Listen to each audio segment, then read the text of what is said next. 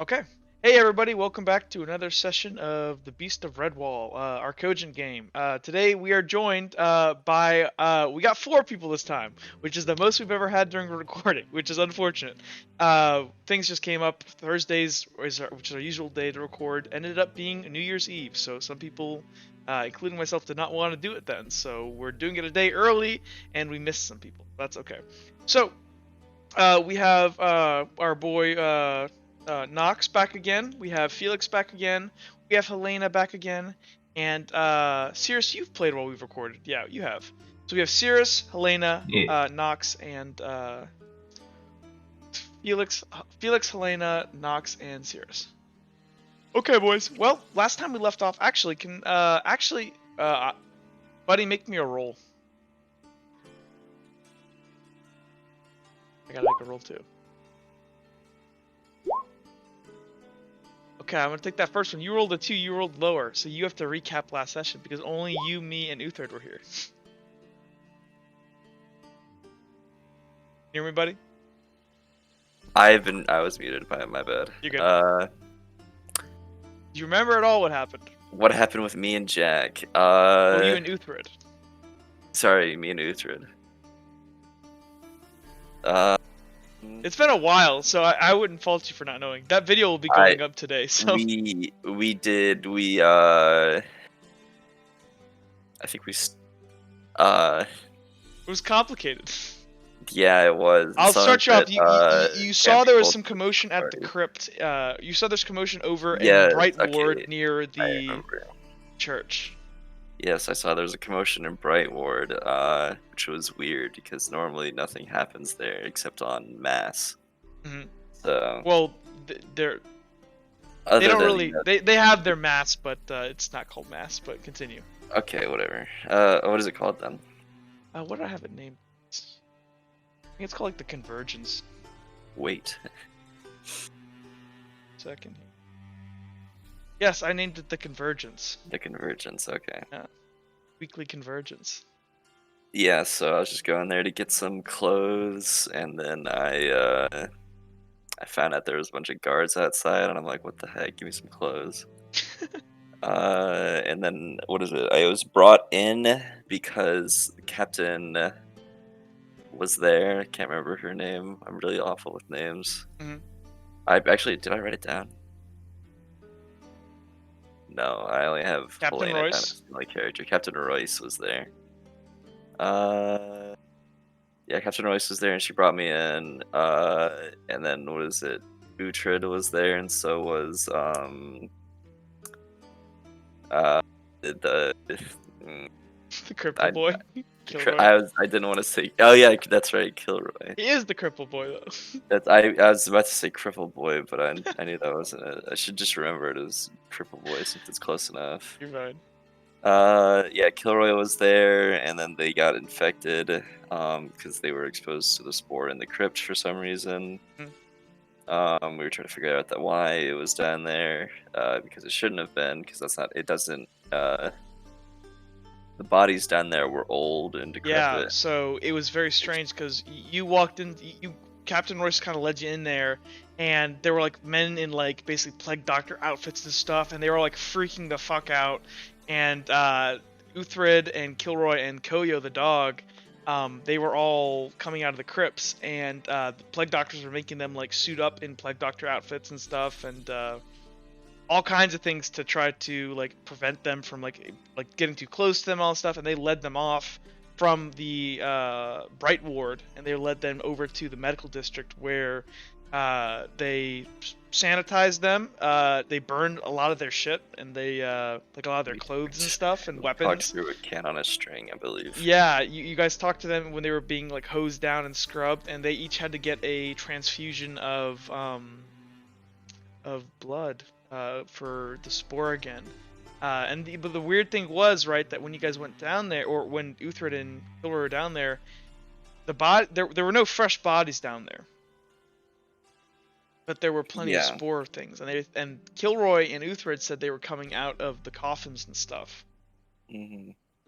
Okay, so then after that, I believe you guys went back home, didn't you, to Leaping Anvil?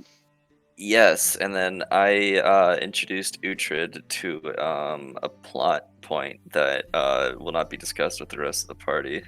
Yes, everyone knows about it though, I think, right? Because I Oh, think, I guess everyone else does know about it. Technically, yeah, I think I'm the only one that there didn't. is a hidden stash somewhere in the Weeping Anvil, and Thrid and Uhtred is now in on it. yeah, he's in on it, and so and it's quite a substantial amount. Yeah.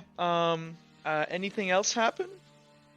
We went to go be hood rats and But somebody be. remember, so who came back to the Weeping Anvil a little bit later than you guys? Because you guys got there, you guys told Oh each yeah, other. Kilroy. Kilroy came in, and then Kilroy Well, apparently somebody had else came with him. I don't remember who else was Vex there. came with him, and then Lex came with him? yeah, Vex came in and she talked to you guys over by that crate. Remember, because she tried on Uthred's ring that he apparently had found, that crystal ring, and she really wanted it for some Yeah, reason. and she broke her finger to get it off. She basically snapped her finger, which regenerated. And Yeah. then after that, I think you guys left off to go be hood rats, right? Where did you guys go? Went to the Peakerton Detective Agency, right? We went to the bakery first, which is next to the Pinkerton Detective. It's actually on the bottom floor of the what's it called? Oh, I suppose next to above, but yeah. And then and we missed one important plot point. Who died? Oh, the dog, Koya. Yeah, and who killed him? Kilroy did. Yeah, because they were gonna put him down, and he put it down for them. Okay. So, you guys, so you and Uthred went to Micah Peakerton's detective agency. Do you want to say you guys had taken a job? So we were in the process of taking a job. Okay. But... Real quick here, he's gonna offer you like 2 jobs here. One is to go spy on a noble lady and try to ascertain basically what her favorite likes are and what she likes. Apparently there's some other lordling who's trying to get in good with her, and he wants to send her some nice things, and he wants to know before he does anything, and he's willing to spend a very small amount of money to him to figure out exactly what she likes. Or you can go ahead and in Beach Bazaar there is a merchant who has been selling some rather strange stew, and he claims it's cow meat. And but some locals down there have kind of gotten a little bit fishy about it, so they kind of have pitched in, and they want you guys to investigate that.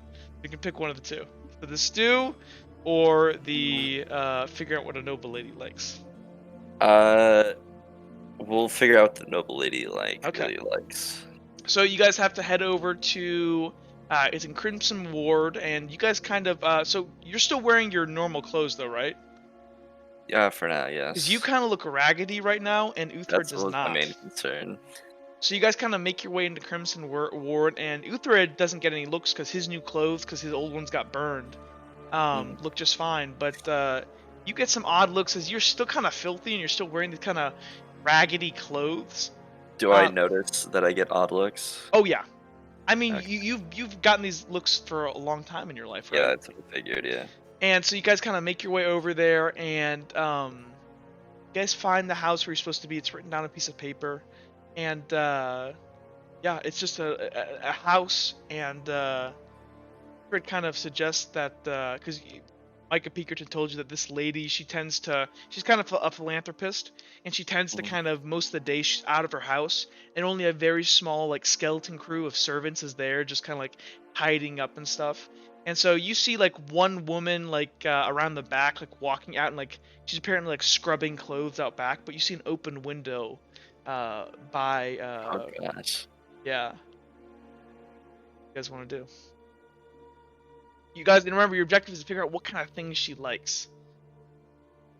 What kind of things she likes? Can I see what kind of clothes the handmaid is washing?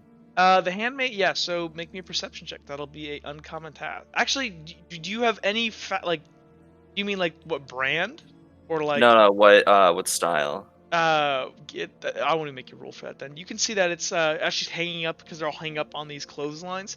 They're all like these pretty noble clothes. It kind of looks kind of similar to what Cirrus wears, but Cirrus's has more of a southern red guard look to them. Where these ones they don't have as much like ruffle, like I don't know what they're called, but you know like the ruffling on like if noble clothes and stuff. They don't have as much of that. It's more of kind of a simple Redwall noble clothes. Okay. Uther kind of Um, looks can around. I? Do we have like a map for this at all? No, Are there because any? this Are is there any? completely made up right now because this is supposed to be Okay. quick. Are there any buildings like nearby? Yeah, I'm gonna say that there are. So we'll say right now that I'm gonna look on the, if you guys can look on the map here. We'll say you're right here in Crimson Ward, so I'll mark it with a red thing. Yeah, there are buildings like there are houses all around you. So it's like a closely packed thing. And they're like these tall, thin houses all lined up around down the street, kind of like a Victorian era-esque look to them. But they're all made out of this red granite, all made of stone. I'll try and see. Is there any building close by where I can climb up top it and see through the window? Uh, so the open window is on the ground level. I see. You could try to climb up one of the buildings adjacent to it if you want. It's kind of hard. They're really narrowly packed, so you could like get in the alleyway and try to like slink your way up between them. Like shimmy it up, yeah. Yeah. All right, I'll try and do that. Make me an athletics check or an acrobatics check. It's up to you. That is going to be a CL3. Oh. Um. That is a Yeah. specialized task for sure. Points in this.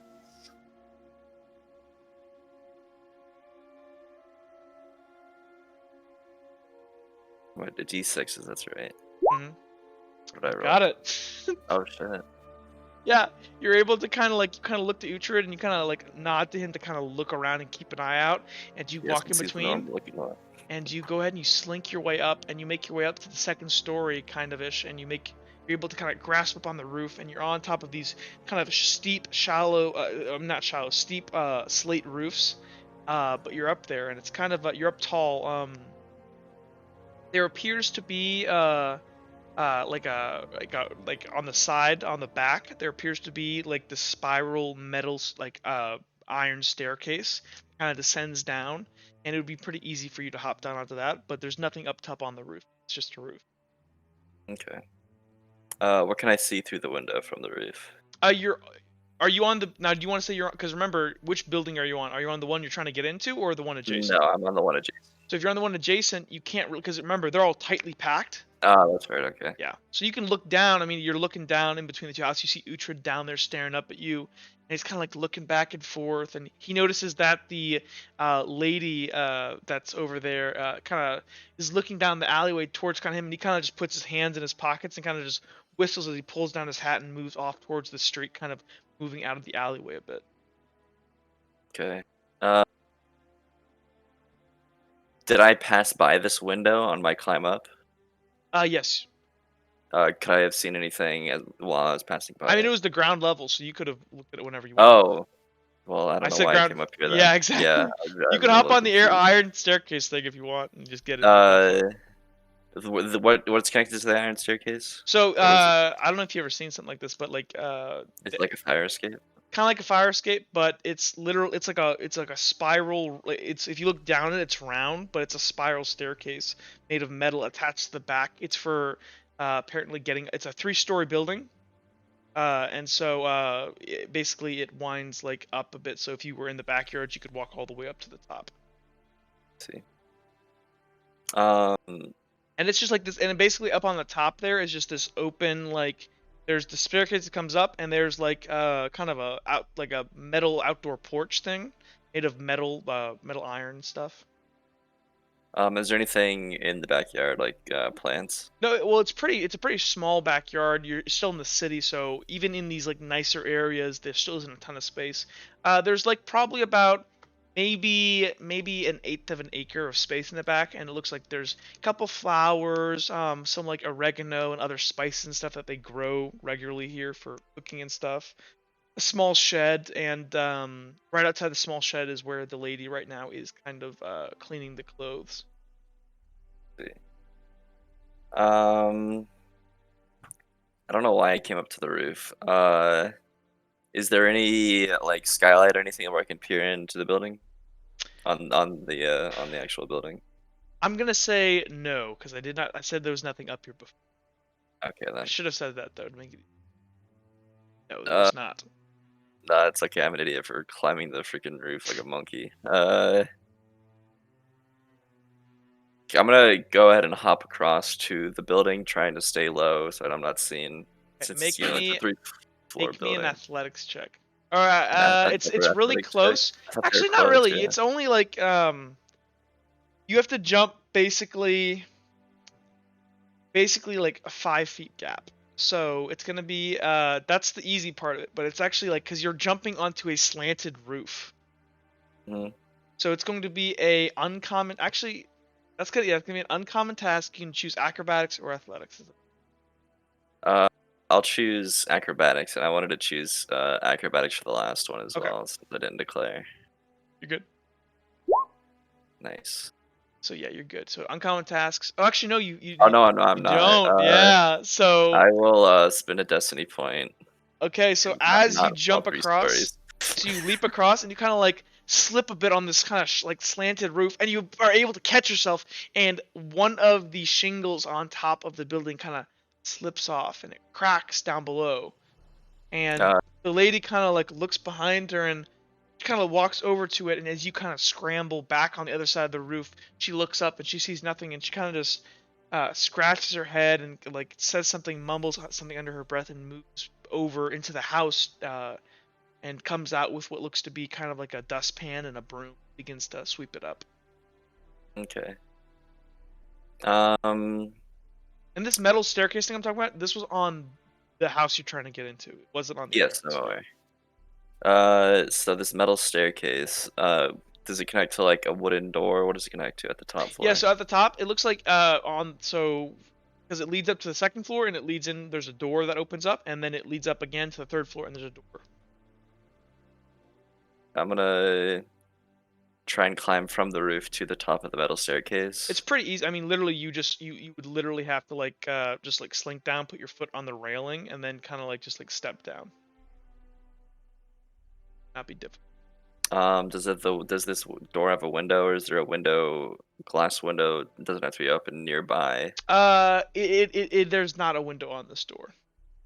Is there a window nearby? There is a Looking window out. nearby. Okay. All right. Can I see anything inside the window Make me a from the perception staircase? check. That'll be a level 1 common task. Yeah, you're able to look inside, and you look inside. It looks to be a very well furnished upper like upstairs area.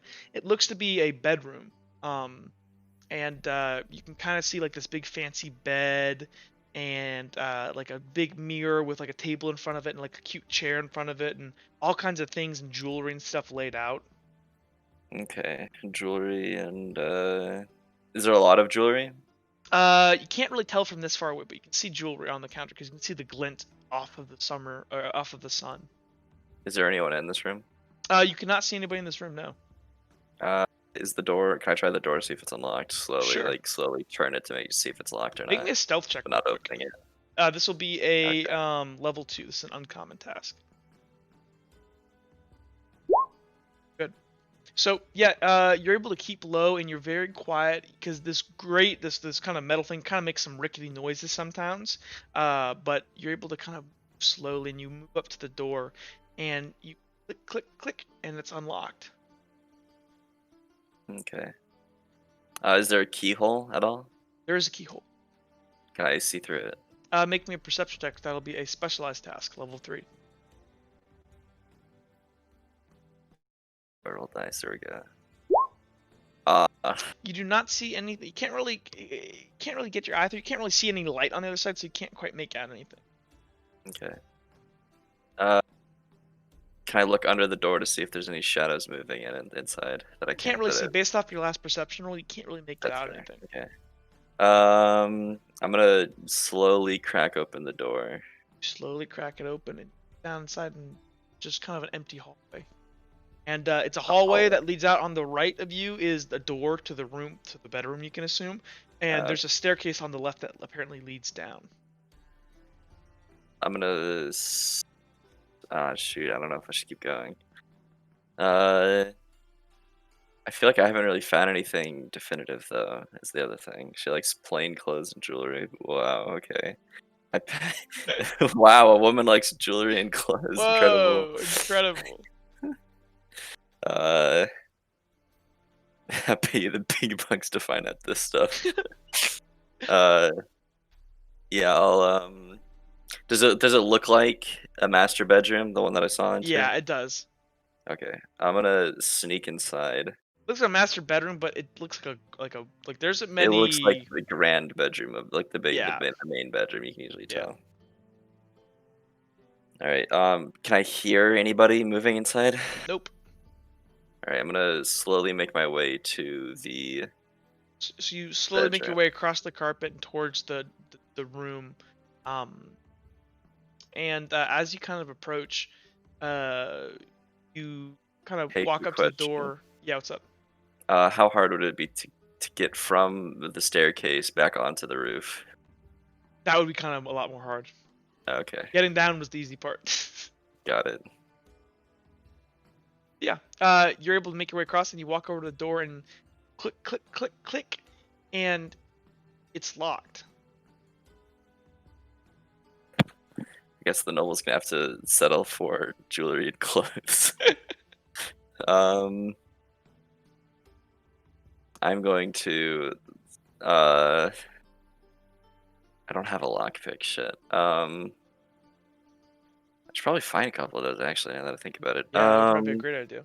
Yeah, Nox realizes to himself, oh, hey, I should probably find some lockpicks at some point. And then I'll slowly sneak my way back out towards the railing. Okay. The metal staircase. And then I'll climb up back to the roof. Okay, that's gonna be a difficult task. What level? Level 4. Really? Yeah, because like you're trying to grab onto a slate roof, like slate shingles, and you're trying to do, the only thing you can jump up on is the narrow railing of the what's it called? Of the, like, there's no handholds to grab onto. Does this ladder or stairway lead to the backyard, or does it lead to the street? It's the backyard. Oh shit. Okay. And you can still kind of see the lady down there who's just intently working on her washing these clothes. Okay. Is there a wall? How tall is the wall around this place? It's only about 5 feet tall. More of kind of an aesthetic thing. Okay. It's got a 5-foot wall, but on top of them are kind of these like metal, like it's like metal fencing, but it's barbed at the top. Kind of a Victorian era style. Oh, let me see. Is there a way to use destiny points to increase the number of dice I can throw? No. I mean, it can either give you an automatic win if you use it after, or it can go ahead and give you, you can make freeze all successes. That's right. So did you know the lady on the back area there? She is just like working on scrubbing. She's not looking towards you. She's looking away. So how high is it to jump up from the ladder to the roof? If you're just standing, I'm just wondering how high it is to if you're just standing there and you're not going off of the railing, then it's probably about, I would assume, about 10 to 11 feet up. Okay, yeah, that's a lot difficult. I'm gonna sneak my way down the metal stairs. Okay, so you start making me a stealth check. I'm gonna time my my movement with her scrubbing as well. Okay, so when she starts a new shirt, start heading down. Because every time she finishes scrubbing a shirt, she turns around and hangs it up to dry, which she turns around then. And you she turns around whenever she finishes a shirt, and you kind of realize you have probably about a minute in between each shirt being scrubbed. Okay, now I'll just go for it. Make me a stealth check. That will be a specialized task. Ooh, no. What? How many is it specialized? That's 3. Because you're trying to walk down the the metal, like it's this kind of loud metal staircase, and so you begin to Or make. not a command point. I'm gonna misspend a destiny point to add another one. No. So right now Oh. you never spent one beforehand, so you have one success right now only. Oh shit! No, You that's a need 3. Yeah, Oh you need a no. 3. So Oh you gosh. still spending it or no? I guess not. I'll just. So as you begin to make your way down the stairs, you accidentally kind of hit a little bit too hard on one of the rustier parts of one of the stairs, and you hear and the lady kind of shoots her head and looks over her shoulder and sees you just up there in the plain daylight, standing on this metal staircase. She goes, "Thief! Thief!" And I'm I'm assuming gonna you're book bolting down it. the stairs. Yeah, I'm bolting down the stairs. So Let's get out of beep here. beep, and as she kind of runs towards you, she kind of trips over her water bucket and kind of spills it on the ground, and kind of like loses her footing and falls flat in like kind of wet like grass, and kind of stands and goes, "Thief! Stop him! Guns! Guns!" And so you turn the corner and you're able to make it down the stairs pretty quickly, because you're not really cared about making noise, and you round the edge, and there's an alleyway on your left and your right to go, or there's the open back door of the house. And you can see it's open. This lady's been coming in and out, and you can see a straight shot to the hallway to the door out front. You want to go left, right, or through the house? I'm gonna go over the wall. Okay, over the wall is 5 feet, and Back there's into metal the spikes alley. on top. Okay? There's metal spikes. I didn't miss that part. Yes, I said that. There's like a fence up top, and there's like metal spikes. Um. Okay, you gotta make your choice in the next 10 seconds. I'm gonna go through the back. 5 more seconds. You're going through the house? No, through the back door. Didn't you say is or not Yeah, through the? that would be through the house. You want this Oh, one to do? what was the other one? No, it was the other one then. Hey, you're running out of time. I'm gonna give you 5 more What seconds. were the options? Left. Yeah, You go left alley, right alley, or through the house. 5, left 4, alley. 3. Okay, you go left alley. Okay. As you're going through the left alley, you go ahead Is that and the one that that's when you came through Richard was originally. in? That was when Okay, you yeah, came through that's the originally. You see Uther out in the street, who's apparently backing up, and he kind of like waves his head no to you, no. And as he does, are you still going down the alleyway? He says no. He's like shaking it. You can see him across the street, and he's like shaking his head, no, no, no, no, Oh, no. I'm gonna go back out and go through the The other alley second you then. round around, you stop and you switch your footing to run that way, and you see a guard kind of peek his head around the corner there and look down and go, "Ma'am, are you? Hey, stop there!" And this guard is now chasing you down this alleyway. He kind of gets caught as he begins to kind of move forward. He's holding this long man catcher with a metal spear on the end. So it's a spear on one end and a man catcher on the top. And as he begins to kind of make his way through this kind of narrow alley, he kind of is holding it sideways and accidentally bumps himself as he won't quite fit through, and he kind of has to lean it back up like straight and like walk his way through. He's quite a portly fellow and has a hard way getting through this really kind of tight area. You turn, you spin, you get to sprint. This lady is now turned around and she looks at you and she's gonna try to grab you. I was in the alley already. So she fell on the bucket, but she's still running towards you. You turned around from the alley, so you're out of the alley, you're back in the backyard, but she was like coming over to that left side of that alleyway to try to like apprehend you.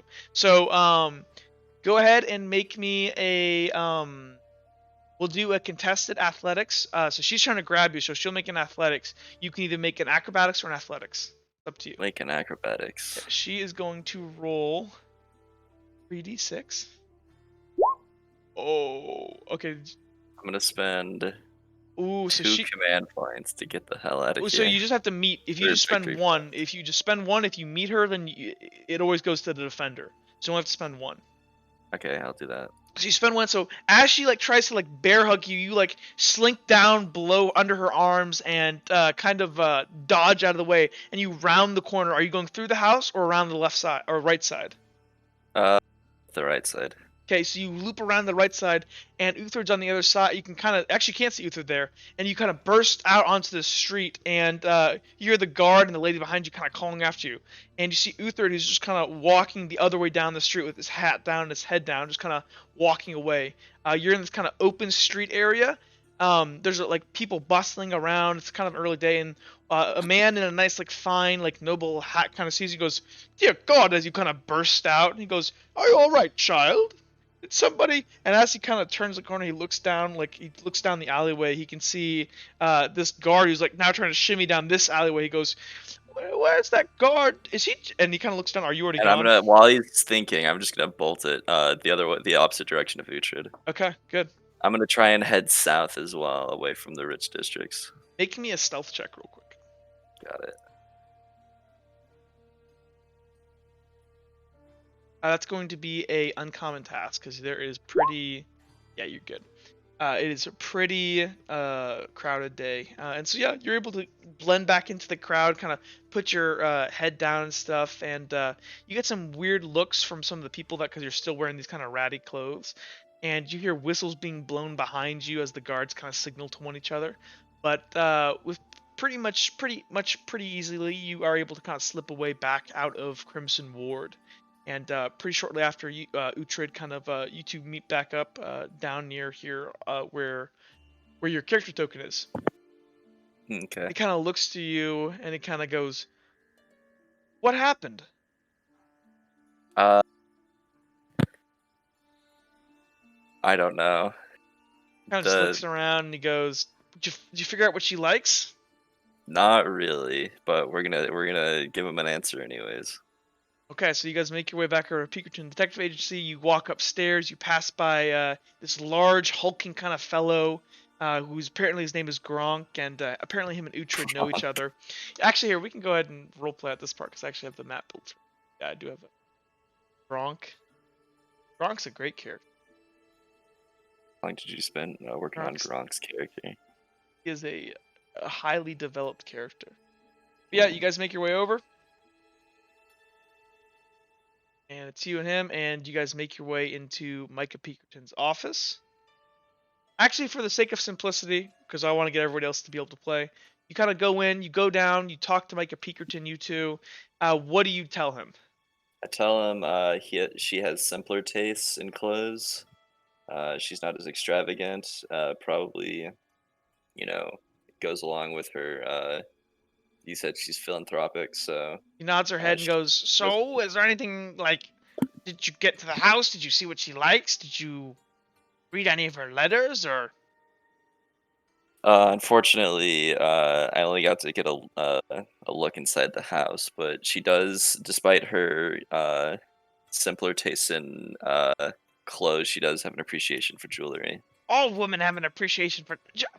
Kind of like slaps down his pencil. Yeah. He goes. He looks at Uhtred. Uhtred, I thought you said you vouched for this guy. And Uhtred she goes, "Not every job goes correct, it's just the way it is." And he kind of like looks down his pen and goes, "I'm not paying you guys for this information. Get out." Understand. But if you had to choose between clothes or jewelry, go jewelry. Kind of like, "I will relay the information, but get out of my office. I'm a busy man." And so he kind of, you guys walk back out on the street, I assume? Yeah. Okay.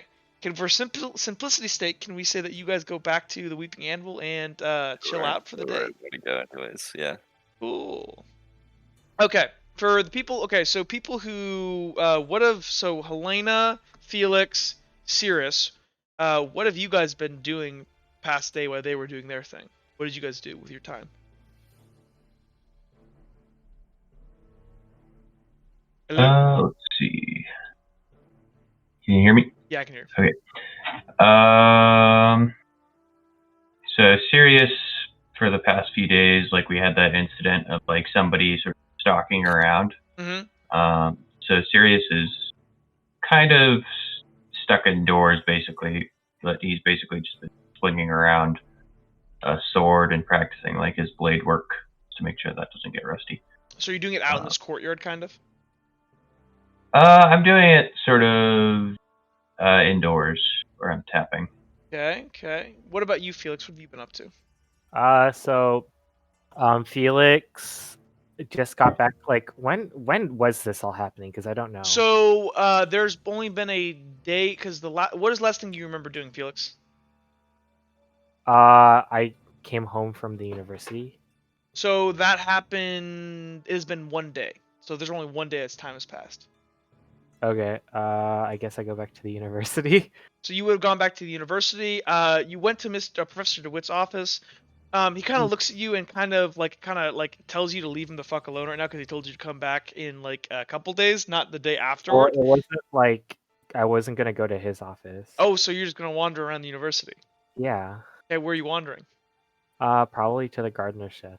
So you head to the gardener shed, and you see old Joe the gardener kind of just chillaxing there, enjoying his cup of tea, kind of like recognize you, and he's like happy that you came to see him, and he offers you a cup of tea, and Okay. I'll just like have a cup of tea and then ask if I can just walk around campus and just like, get to know the area. he kind of looks at you up and down and Maybe help him with his he, gardening. he goes can't walk around campus, but I can, and you can walk with me. Where do you want to go? Well, where do you need to do work, sir? I can just be your There are assistant. some roses behind behind that building. He points over there. That's where they train combat magic. The roses, they say, they're too high right now. It doesn't let in enough light. I need to go trim those bushes. Could I follow you and maybe help you out? Sure. And he hands you like kind of wanders inside and gets like this big pair of like shears and stuff, and what looks to be like this like an actual agricultural scythe, if you actually know what that looks like. It's not a weapon. It's like literally for cutting grass. And he grabs that. And you guys kind of wander your way over there, and he also has like these like hand shears and stuff. So he's clipping away at this big rose bush that's overgrown, and it's basically on the back of this kind of open circular glass structure. And you can see, if you kind of peer inside, you can see various students in kind of proper, kind of like well-dressed clothes, and they're kind of one-on-one dueling. And you see kind of flashes of fire, a lot of fire, and you see flashes of lightning, and you'll see some almost like some of the glass, like one of the shots kind of misses and it hits this glass behind you, and this glass is kind of this bluish hue. It doesn't look like normal glass, and as this you can't really tell what it is that's flying. It's kind of bluish white as it cracks across this glass. You can see like the glass kind of catches it and it splatters all over it, and it looks to be some kind of ice or snow. Okay. Cool. Inside, you do see one person who he's just standing across from this other guy who's throwing fire at him, and he looks to be kind of an older gentleman, and everyone else around him kind of seems to respect him as some sort of like professor.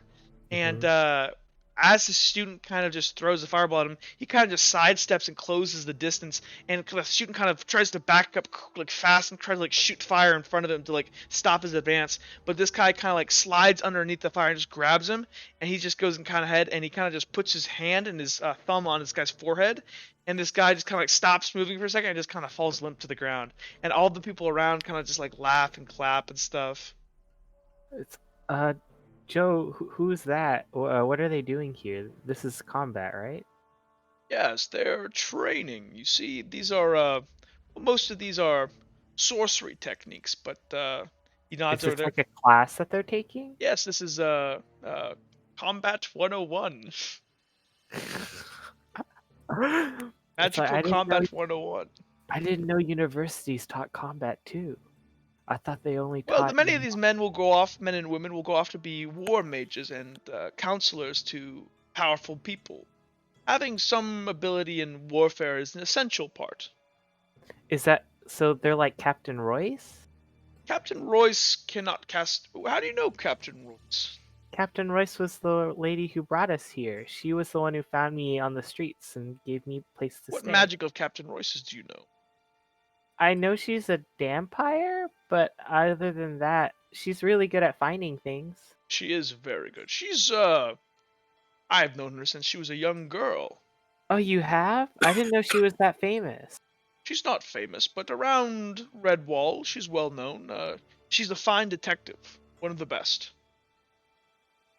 So does she use magic, or, like, don't vampires I don't know. I don't know her that well personally, but, at least not anymore, but I would assume not. She's a guard, after all. Learning magic takes time and practice. So is a battle mage not the same as a guard? No. Not at all. He kind of like chuckles to himself. Battle mage, then. A battle mage would incinerate their opponents, but a guard is Simple. So then battle mages don't become guards. I, not really. He kind of like scratching his head like that. You don't Wait, get so this. is a battle mage a job, or is it actually like, like something you do? Like how a warrior isn't a job, but it's like what someone is. A warrior kind of is a job. But like, I'm very like confused. a fighter, like, never mind. Look, It's he kind not of a puts his hand on your profession. shoulder. They could not pay one of these wizards or sorcerers enough to guard salary would not cover that. These people spend so much money and time and effort to learn these things that they expect a certain amount of compensation. So they go to war then? Depends which nobility hires them. Wait, then what do they do with their talents? That's the ultimate question I was trying to ask. Men and women who specialize in the combat arts, they kill people. Or kill monsters. Who hires them? Nobility. The Redwall family, or the Redguard family, for instance, they have many of these battle mages on standby. Why they serve in the Red Legion. Kind of just clipping away at these roses. Does that answer your question, youngling? It does. Thank you so much. So, where can I find the... Let's talk and clip that rose bush, okay? My back is hurting me. And he kind of like sits down on the ground and pulls out like a flask of something. Gotcha. So I'm gonna feel around in the rose bush, and I'm just gonna like use my sense of touch to help me. You kind of try your best, but you're not going off site right now. No, I'm going. He kind of looks up and goes, you're kind of mangling those roses. Well, how are they supposed to feel like? It kind of scratches. They're supposed to look like, he like points back to his work. Kind of flat. So I'll go over and feel like what the bush feels like. You're gonna go ahead and you're trying to feel a rose bush, so you get pricked. Okay, that's and your fine. finger bleeds a bit. That's fine, but like, do I memorize like what it feels like? It feels like you need to keep it relatively flat, I guess. Okay, gotcha. I'll attempt to I'll continue to cut my bush to make it flat instead of like mangled. Okay, you do your best, and it's actually pretty good, and he doesn't seem to complain much more after that. Cool. He kind of just there on the ground, and after he's had his flask break, he stands back up and he begins kind of like raking up all these petals he's been cutting and stuff. And this one professor that like touched this guy's head and knocked him out, kind of pokes his head out and goes, "Oh, hello!" And actually, here I can show you what he looks like. This is what goes. "Oh, hello, old Joe. Who is this young one?"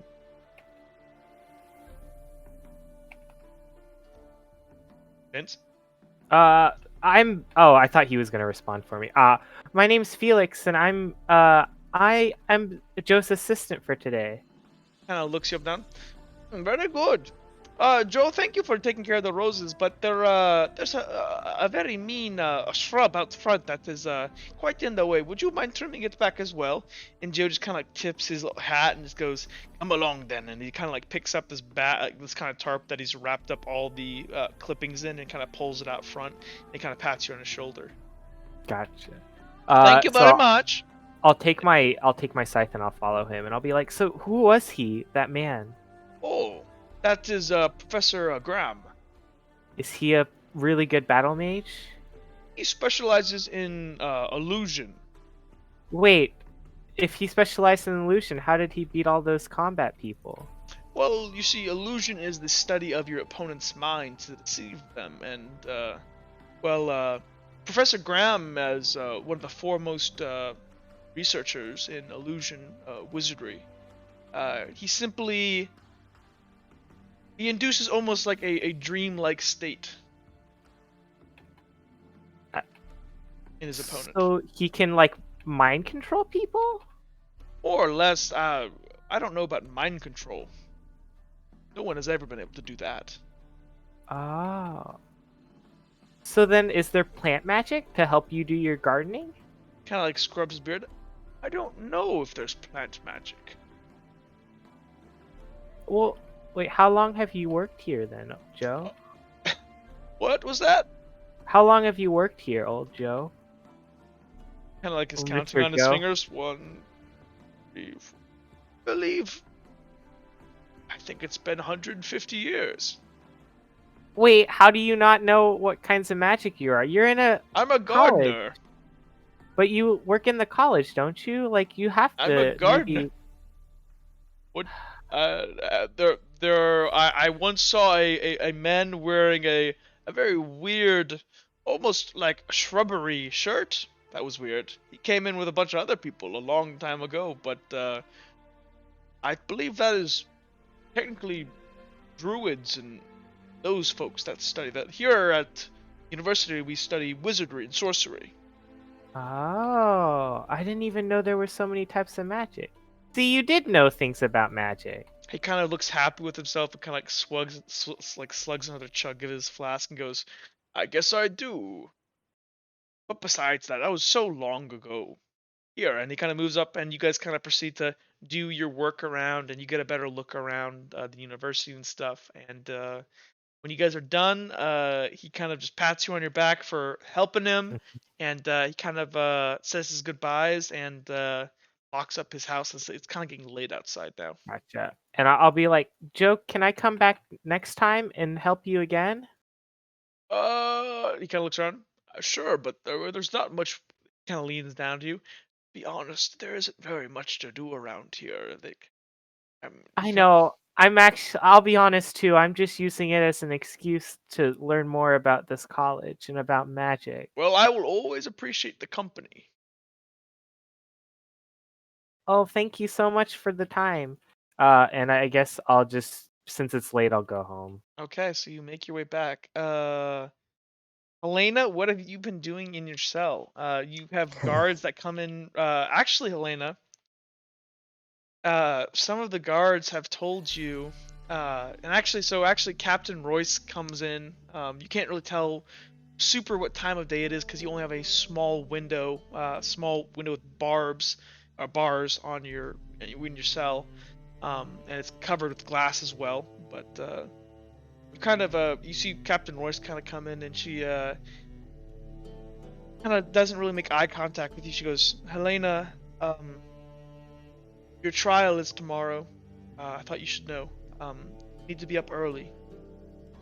She kind of just looks down and she kind of just closes the door. And you're all locked. With keys and chains lock up the door. Helena, these past couple days, has been reviewing that night over and over in her head, and it's coming It wasn't up. at night. It was technically midday. Wow. Reviewing that midday over and over in her head, and coming up with and thinking about all her times at Red Guard, and that's really it. She Okay. can't really do much in that cell, and at night she does look out into the stars, and yeah, she doesn't. She's very isolated. She's very obedient whenever anything happens. Yeah. So, as you guys kind of group back in the Weeping Anvil, is anything else anybody wants to do? No? I assume not? Okay, cool. So you guys kind of all group back in the Weeping Anvil, and many of you guys kind of go to sleep up in your usual spot up top. Nox, you still sleeping downstairs? Yep. I'm probably also sleeping downstairs with Uchard and Randy. Well, Randy's sleeping upstairs. Oh, that's right, yeah. Randy's basically done nothing. Just like it's up there. He just sleeps for days and days. No He's one hibernating. woke him up He's today. hibernating. No one woke him up It's today. getting cold outside, and it's getting like really cold outside. So anybody who's not really Cirrus, you still have oh, actually, so Cirrus, as you're kind of training around that day, you see kind of a sulky Kilroy kind of come down and goes, Cirrus? Hello there. You don't seem well. Kind of like looks down and he goes, Cirrus, me and well, and so by this point, Cirrus, you would have heard it was kind of big news around town. You didn't know who, because like news travels fast. you would have heard kind of that there was basically a spore infection in the crypt in Bright Ward of the like where the church is, and so it kind of traveled fast, and but more about that wasn't really discerned, but I would have assumed when Uhtred kind of came in for the day and kind of saw you training there, he would have talked with you about it and about how he and Kilroy had actually been down in the crypt and about these like strange bodies that were like that were been dead for a while that had come back and stuff, and because you and Uhtred like talked to each other quite a lot, so. Gotcha. Okay, so I kind of you're down generally a bit informed. and sheath my Everyone here sword. can generally be informed about that situation, except for Okay. Helena, because they probably aren't telling Yeah. you a whole lot in your cell. Alright, so I kind of look down, sort of like realizing that Kilroy's having a hard time, and I kind of... Also, you know that sword Uhtred would have stop told you playing that Kilroy had to kill his dog. Oh, Yeah. well, yeah, so... And Kilroy kind of comes up and goes, "Serious, kind of scratches back his head. I'll just say it. When I went to the crypt, your cape that you lent me got covered in all those spore creatures' guts and stuff, and Inquisition they burned it. That looks kind of. Oh. I'm so sorry. Sirius kind of gets like this pained look on his face. Oh. Um, Kind of looks down. I'll replace it though. I'll buy you a new one, No. however much it is. No, I have a little bit of money. I'm trying to save up to buy some. No. That I mean, Sirius is kind of he just kind of turns around just to kind of hide the fact that he's like, tearing up a bit. That cloak is a little bit more sentimental than something you can buy, but it's okay. I'll manage without it. Well, Killer looks even more awkwardly. I hate to ask, but you can keep my coat, but may I have my scarf back? I bought you another one, and he kind of holds out this kind of blue scarf. Okay. Well, this was a pink scarf, so Sirius It was a immediately red scarf. taking I it believe. off. Was it a Or pink? red one? I thought Okay. it was red. I thought it was pink. Did I say pink? I thought it was. If you said it, then I thought it looked I can feminine or look back in the video Okay. if you want, but it does look feminine. I think I said it looked feminine, but it's red. Oh, okay. Yeah. So I kind of like take it off and I trade my scarf for the blue one. Kind of looks up and down. He goes, "You know, I didn't mean to. I everything just happened so fast." No, the spore can be quite troubling business. I've seen firsthand the devastation it can cause. Killer kind of sits back on his this box behind him and goes, "I was really sad about Oyo. They couldn't spare the swipes size. They don't really let animals. Don't give the healing blood to animals. You got all refugees in town, so you'd makes sense. Kind of just wipes away. I kind of, if there's a place to sit next to him, I'll kind of sit down and kind of put my hand on his shoulder and say, "Well, this is certainly tough times. I've seen many of people, and precious animals get beaten by the plague. But tomorrow, it looks down. Tomorrow, it's Helena's trial. I think we should go."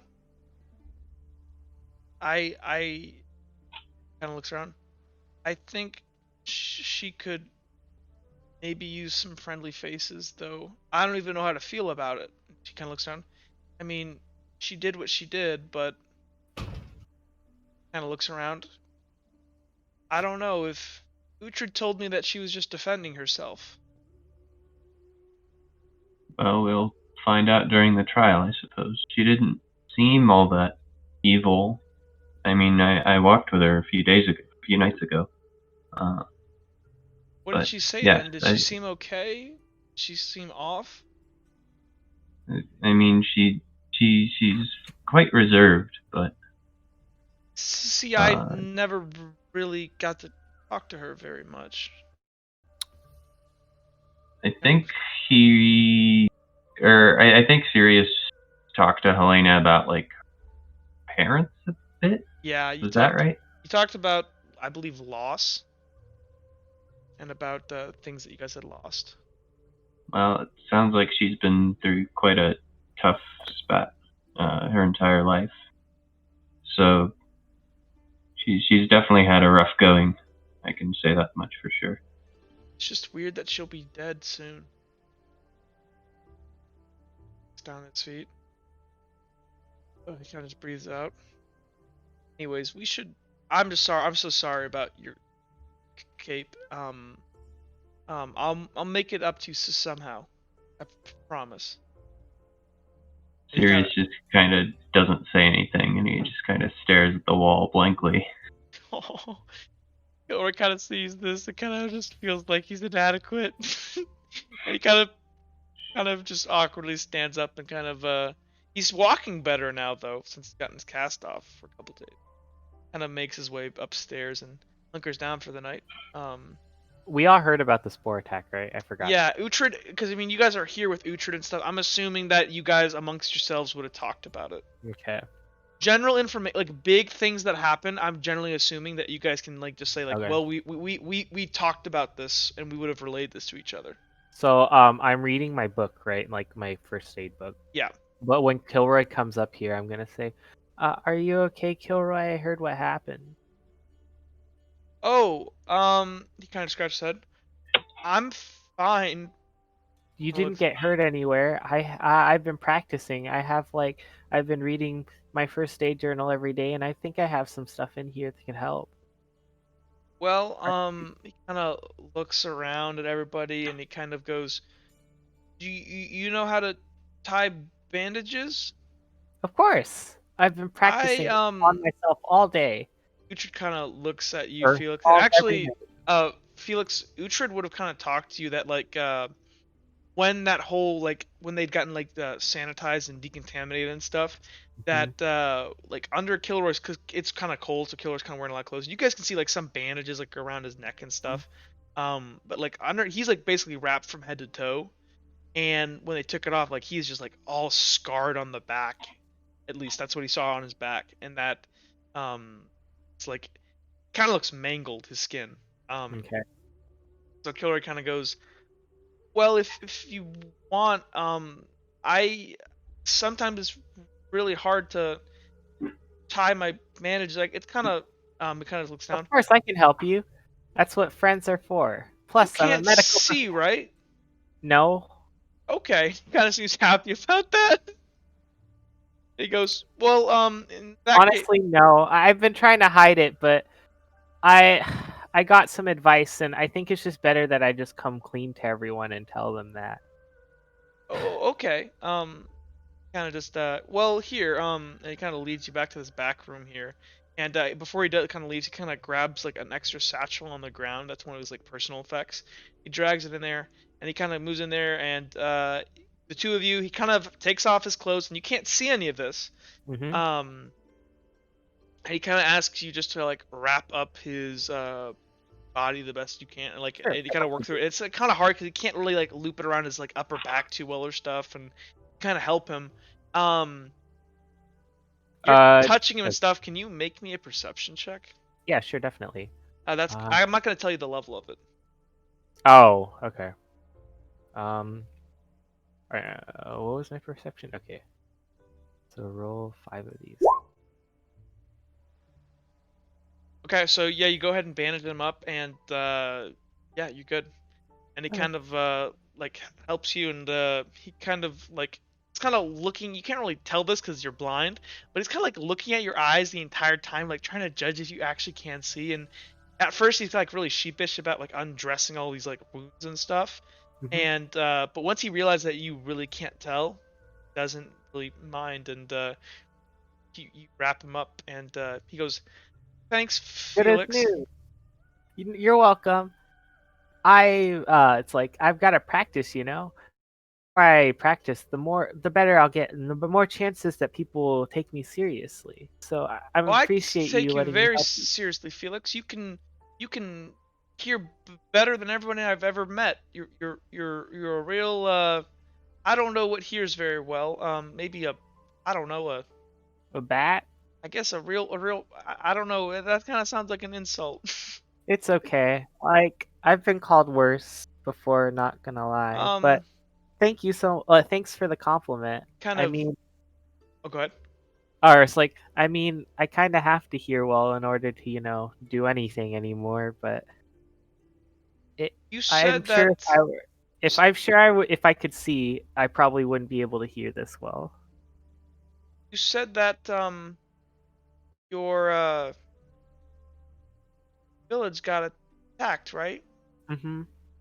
And you said Cambrai, right? Yeah, that's the one. Kind of looks. Well, kind of like leans up. I didn't really know how to tell anybody this before, but we were back in Captain Royce's office, talked about, what happened there and about all the shards, and looks down. You can't tell this to really anyone. I don't want anybody to treat me any differently, but since you're gonna be a doctor someday, maybe you, I don't know, like. Of course, patient confidentiality. I Right. read about this. I'm not supposed to tell anyone anything, so you can promise everything you say here, I won't say a word. He kind of looks on. Everyone's Well, has secrets around here. I have shards too, like your village people, Oh, and oh. I'm apparently sorry. Trench. It's just no. It's not your fault.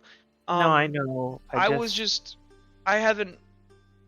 Lady Redguard won't really let me read any of the books on it or anything, and so I know it gets bad at the end, but I don't really know much, and if you don't want to talk about it, that's fine. But honestly, I don't really know a whole lot about it, but I know what it does to people. What how bad does it get? It kind of depends on the person, how long they're willing to put up with it. Like someone. What do you mean? Someone like John, he was my neighbor. He was the baker. He couldn't handle it, so he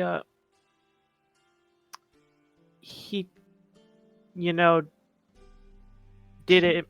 He killed himself.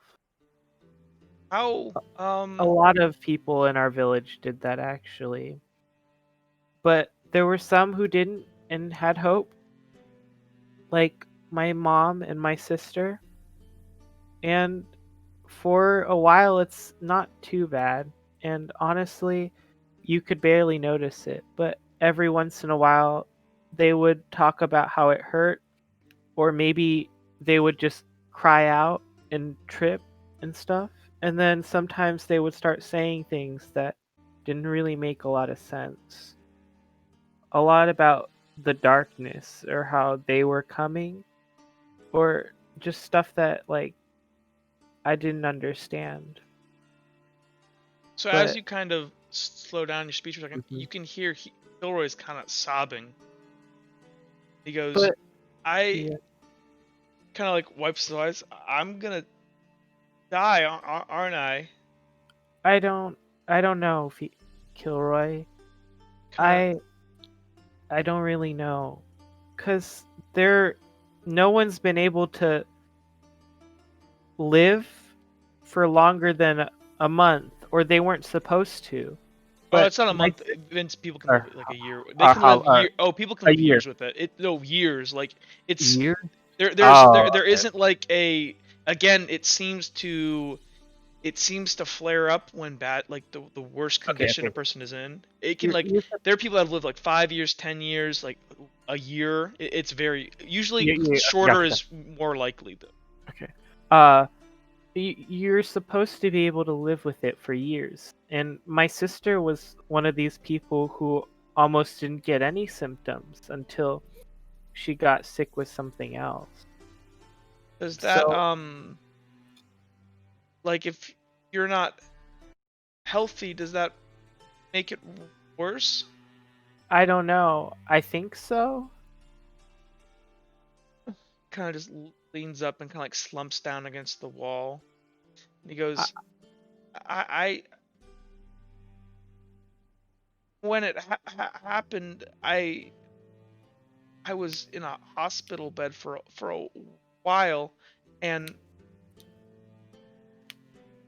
I what killed me the most was Vex just wouldn't talk to me anymore after it happened. And at first I didn't get it, but I realized that she thinks she's killed me. Well, And I try to tell her that I'm still here, but she thinks I'm already dead. that's kind of what everyone thinks nowadays. But I don't think you're dead, Kilroy. You've still got a long life for you. Maybe another year, maybe 2. I've heard of people maybe even living longer. It's And everything's possible. It kind of like looks down and goes, you know, when it first happened, I was so angry, but Flint had a talk with me, and he told me that, you know, that actually that there are people who have it even worse than I do, and that I should keep my chin up and just try my best while I can. And that's why I left Castle Tearstone. I've always wanted to have a business, and so I bought this place. And breathes out. I guess I know I'm gonna die, but I guess we're all gonna die. That's what Flint said. Exactly. I think that you shouldn't worry about it as much as you are right now. You still have a life, and it might be shorter than others, but it doesn't mean that you can't live as much as everyone else. You know what I mean? Thanks, Felix.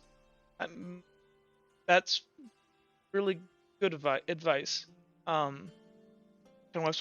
we should probably go to bed. I'm kind of like stands up, and he kind of like takes a breath, like a sigh of relief, and he goes, I'm gonna go over and see Helena's court case tomorrow. You wanna come?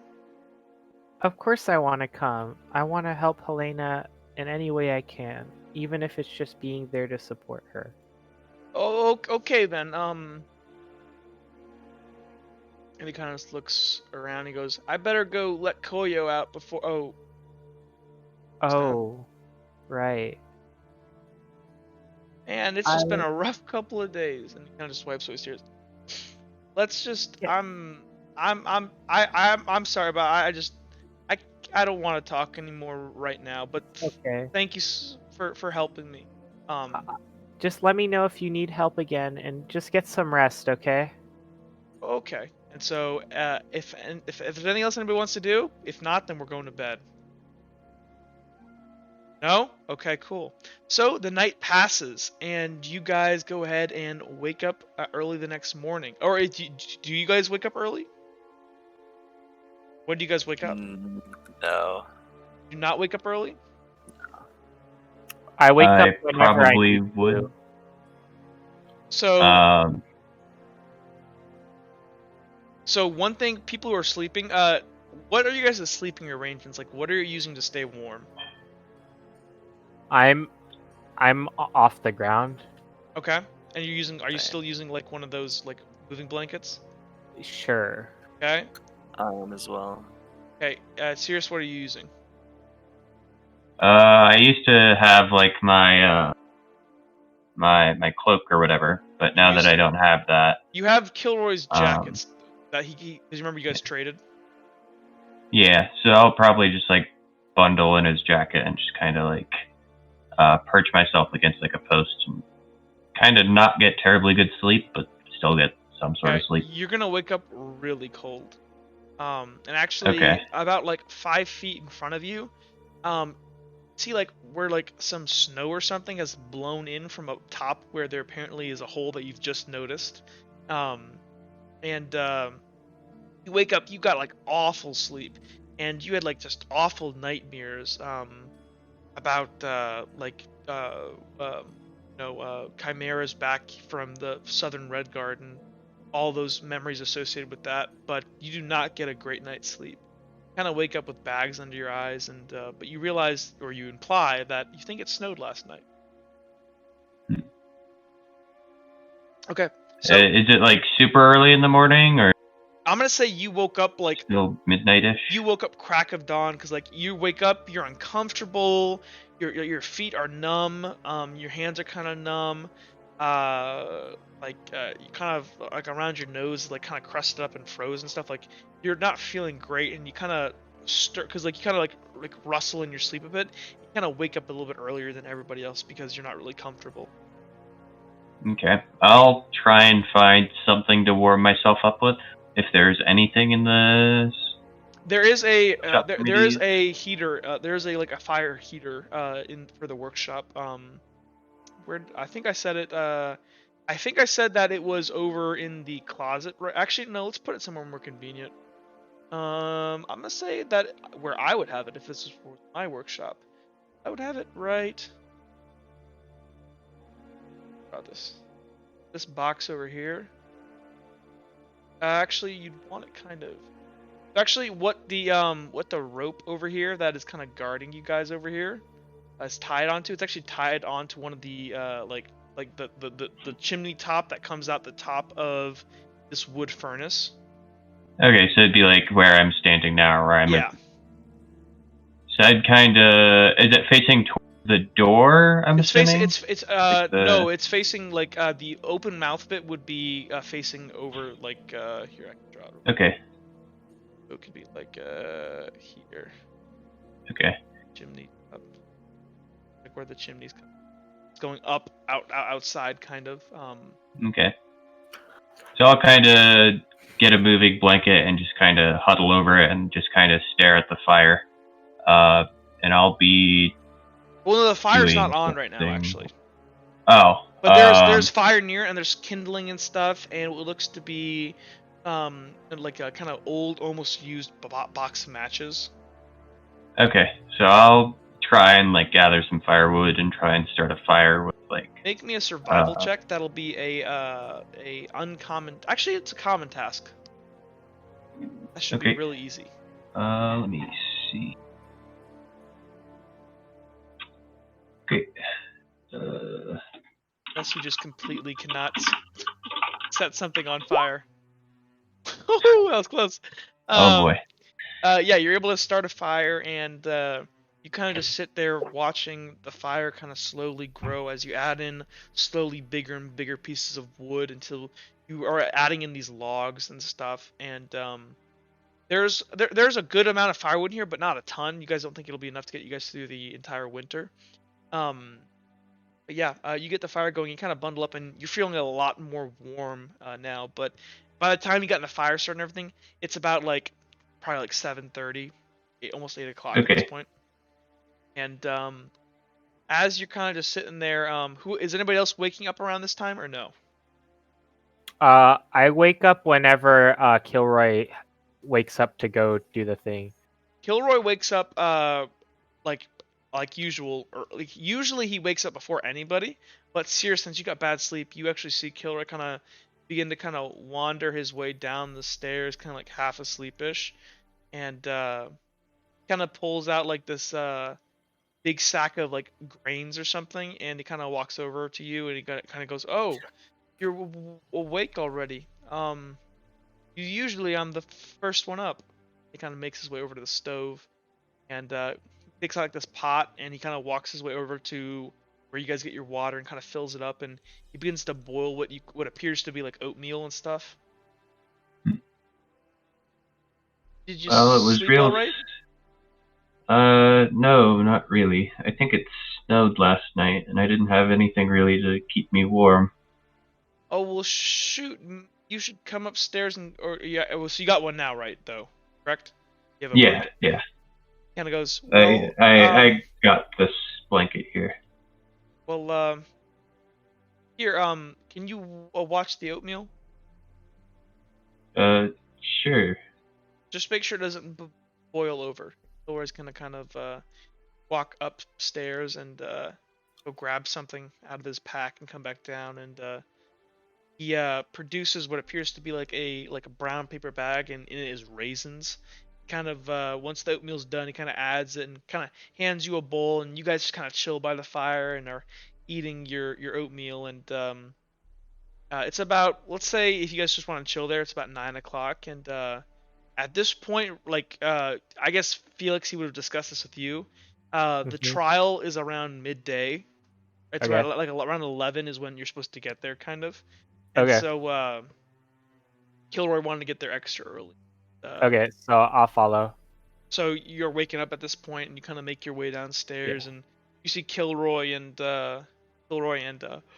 Sierra sitting there by the fire, and yeah. So I'm gonna say Uthred is also up at this point, and he kind of comes down to kind of see what you guys are doing down there. And when Killer kind of tells Uthred that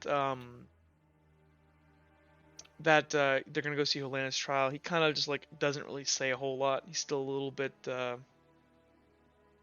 He's got mixed feelings. He told her yesterday what to say, but he doesn't know if that's a lost cause or not. So he says he might come over later. But he says he doesn't really care for like how the law actually works. He thinks it's kind of corrupt and that like victims really don't get justice. And so, but he's gonna grab himself a bowl of oatmeal, sit by the fire as well. Felix, what do you do when you wake up? So when I wake up, I'm just gonna get dressed, or like, I normally sleep in my clothes anyways, and then I just grab my satchel and I follow Kilroy. Well, Kilroy's just down there kind of chilling right now. Yeah, I know. I'm just gonna go up to Kilroy. I'm like, so today's the day of the trial. Yeah. Cirrus helped me make some oatmeal if you want any. I'm not really hungry right now. You actually, well, you need to, just so you guys know, if you don't eat like regularly, you will feel hungry. I know. But it's just more like your stomach is like. Yeah, he's hungry, but he doesn't want to say like anything. Yeah. He goes, okay. And Nox, are you gonna wake up at this point or no? Are you skipping the trial? I'll wake up, and then I'll jolt awake, sitting straight up in bed. I don't say anything, but yeah. I'll look around, and then I'll just go back to sleep. Okay. Okay. So for those of you guys who actually want to go over to the court trial today, we're gonna go over to Helena real quick. We're gonna say that you guys are gonna end up there around the right time to go in and see your court case. 1 second here. Let me go get Helena. Quick. While that's going on, I sort of use my brass mirror, and I just kind of like look at myself and try and like cover my face so that. So you want to use your scarf to kind of you're anonymous. Okay. Sorry about that. So yeah, I'm making sure that I'm like nice and covered up so that nobody can tell who I am. Yeah. Okay. So let me get rid of all this.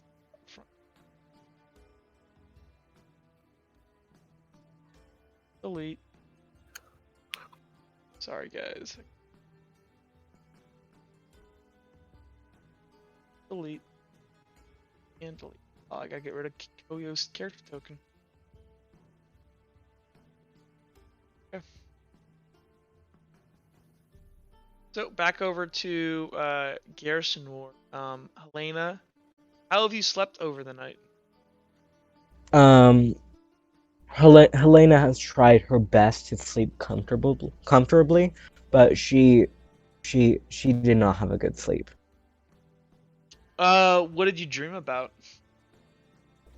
She dreamt about her head being chopped off. Okay.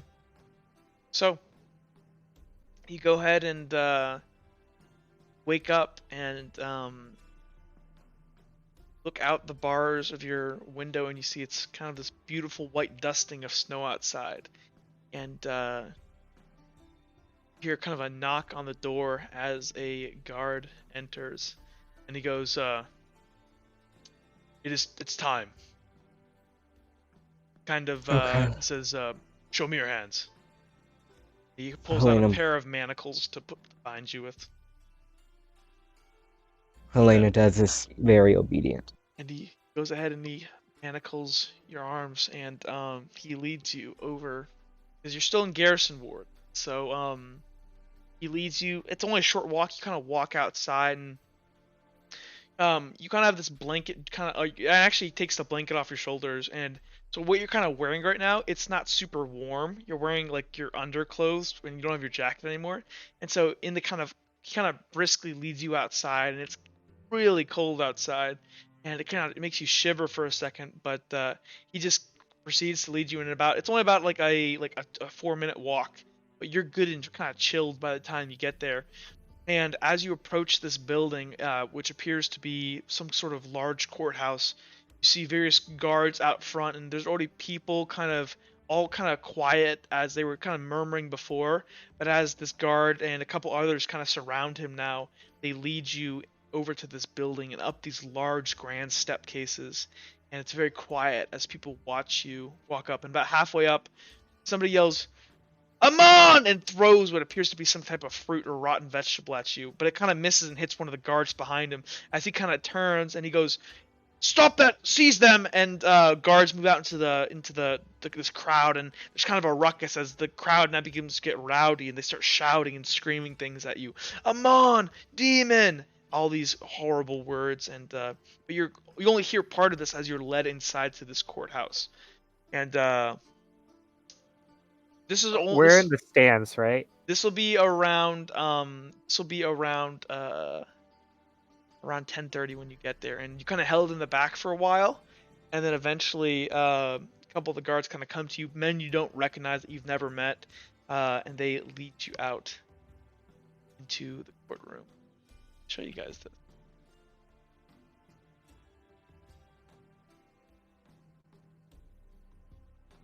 It looks like Phoenix Wright.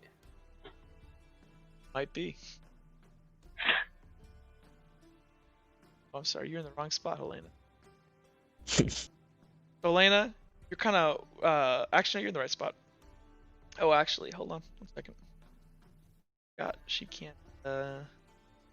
Wait, where are we? Hold on, I gotta add you guys. There's only so many things I can do so fast. Okay. She can't execute you.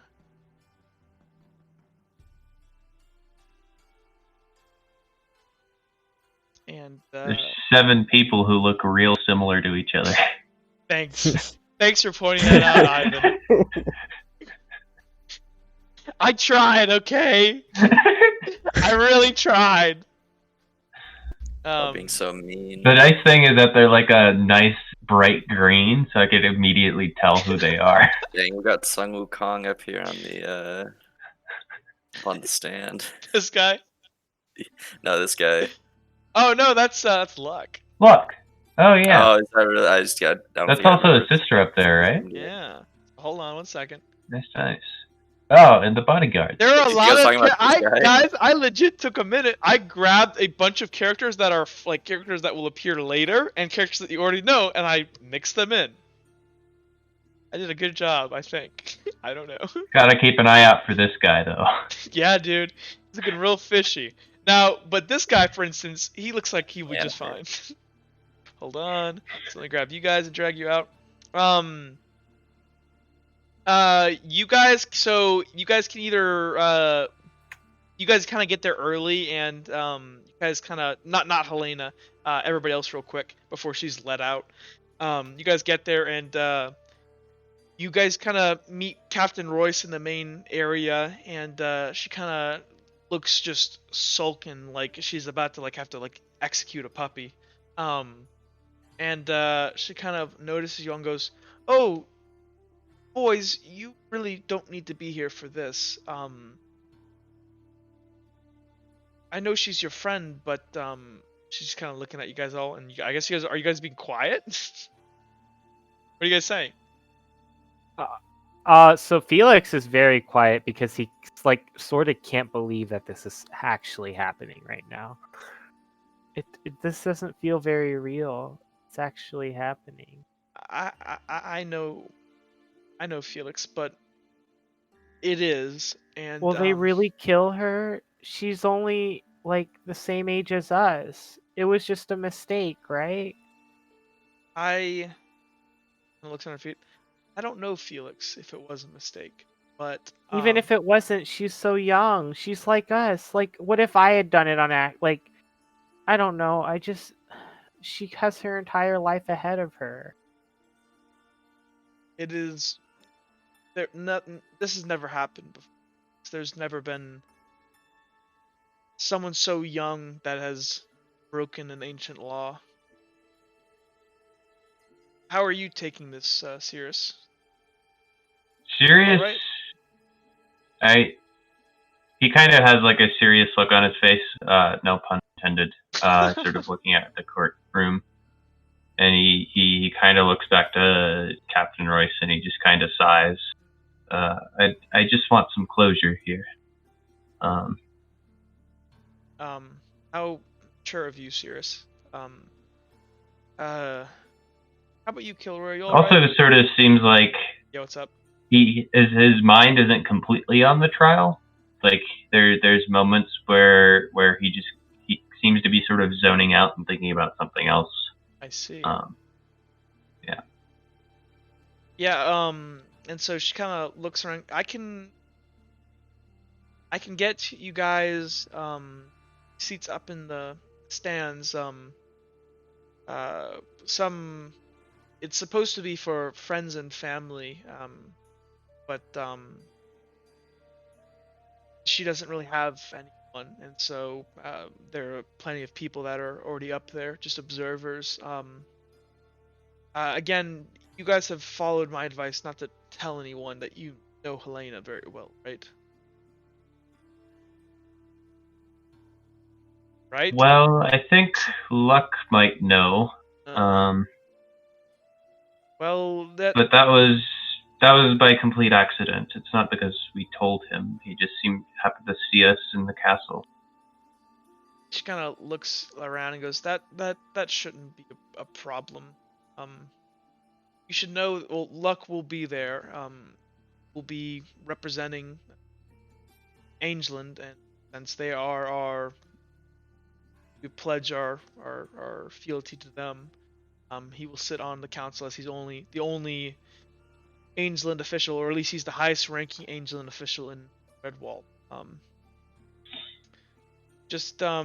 I'll get you guys seats, and I need to ask all of you." And she looks around seriously. During the trial, no shouting, no yelling. You will be removed. You all, if you'd like, I believe at the end they will call for people to speak about her character. But boys, this is less of a trial and more of a sentencing. The evidence is nearly irrefutable. I saw it myself. But anyways, if you all need to leave, just leave. But I have business to attend to, official duties. So she kind of like points you guys and leads you guys over to kind of long set of staircases that lead up, and yeah, you guys are gonna end up on this top left area.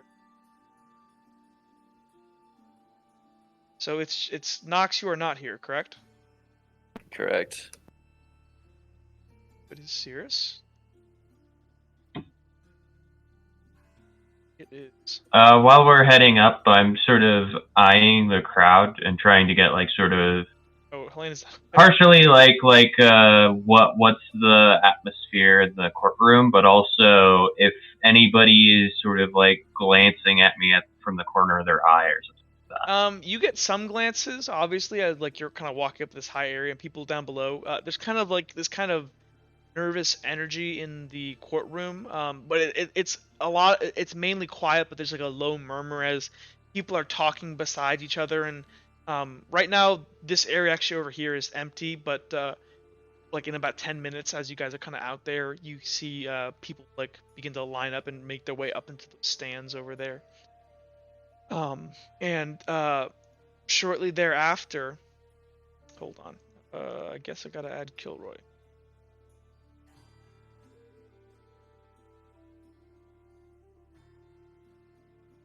Thing. I might need some better music. Hold on. If anybody has any suggestions. Yep.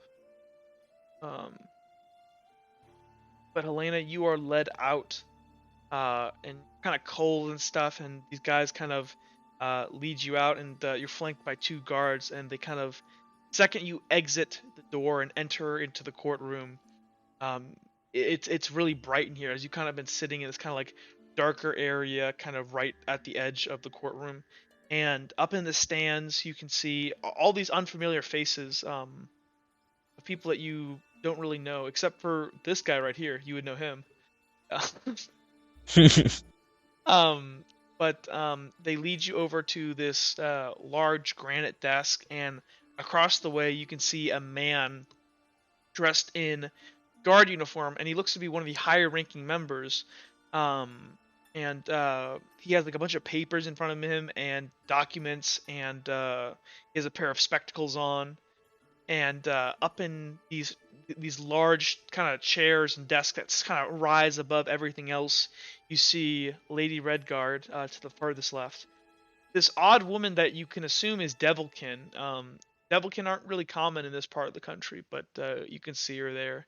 And then you also see this guy who recognizes Luck Lightbringer, and he kind of doesn't like. He kind of looks like bored and like, why am I here? The judge looks very, very kind of serious, and she's kind of like looking at you and kind of like just eyeing you. And Lady Redguard here appears to be she's having a hard time looking at you. 1 second, boys. Let me get some better music. Actually, does this music work? I don't know if it works. What do you guys think? I don't know. I think it's alright. Like courtroom music? I mean, just like chat the like the talking music. I guess not, because people don't talk in the courtroom. Yeah. It doesn't necessarily need music. Yeah, we're gonna leave this then. So, Lena, you're let out, and they take you out to this table here, and they go ahead and there's a metal ring that comes up that's like bolted down to the desk. And they go ahead and run your change through it and lock it tight on that, so you're stuck to this table. And as it all ceases, and the judge kind of raises up her hammer and smack, and she goes, "This court is in session." She kind of looks around. These are troubling times, but the law is the law. We've convened here today for the sentencing. Or the trial of Helena Monotoli. Is that how I say your last name? Montoli. Monotoli. Sure, yeah. The city of Redwall has charged you with breaking the ancient laws. The first of the ancient laws.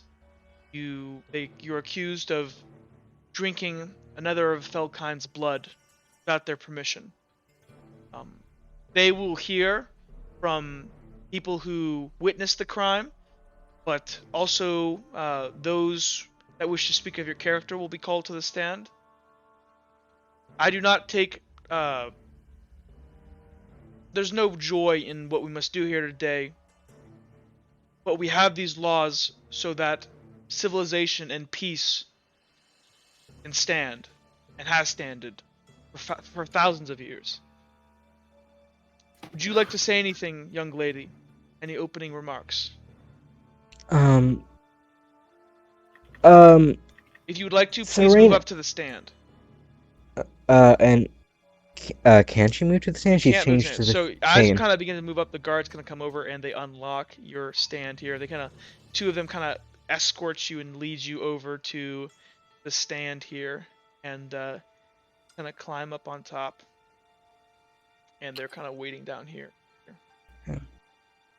Helena looks towards the three people, Luck, Lady Redguard, and this new Devilkind figure Devilkin. she hasn't met, Devilkin. Serena Redguard was a conqueror, killing many in her path, including the Witch Queen Alana. There was a lot of bloodshed on that battlefield, and she likely indulged in blood-sucking as well. She sucked blood, and yet she did amazing things. She founded this beautiful place. She established safety for races less fortunate than vampires.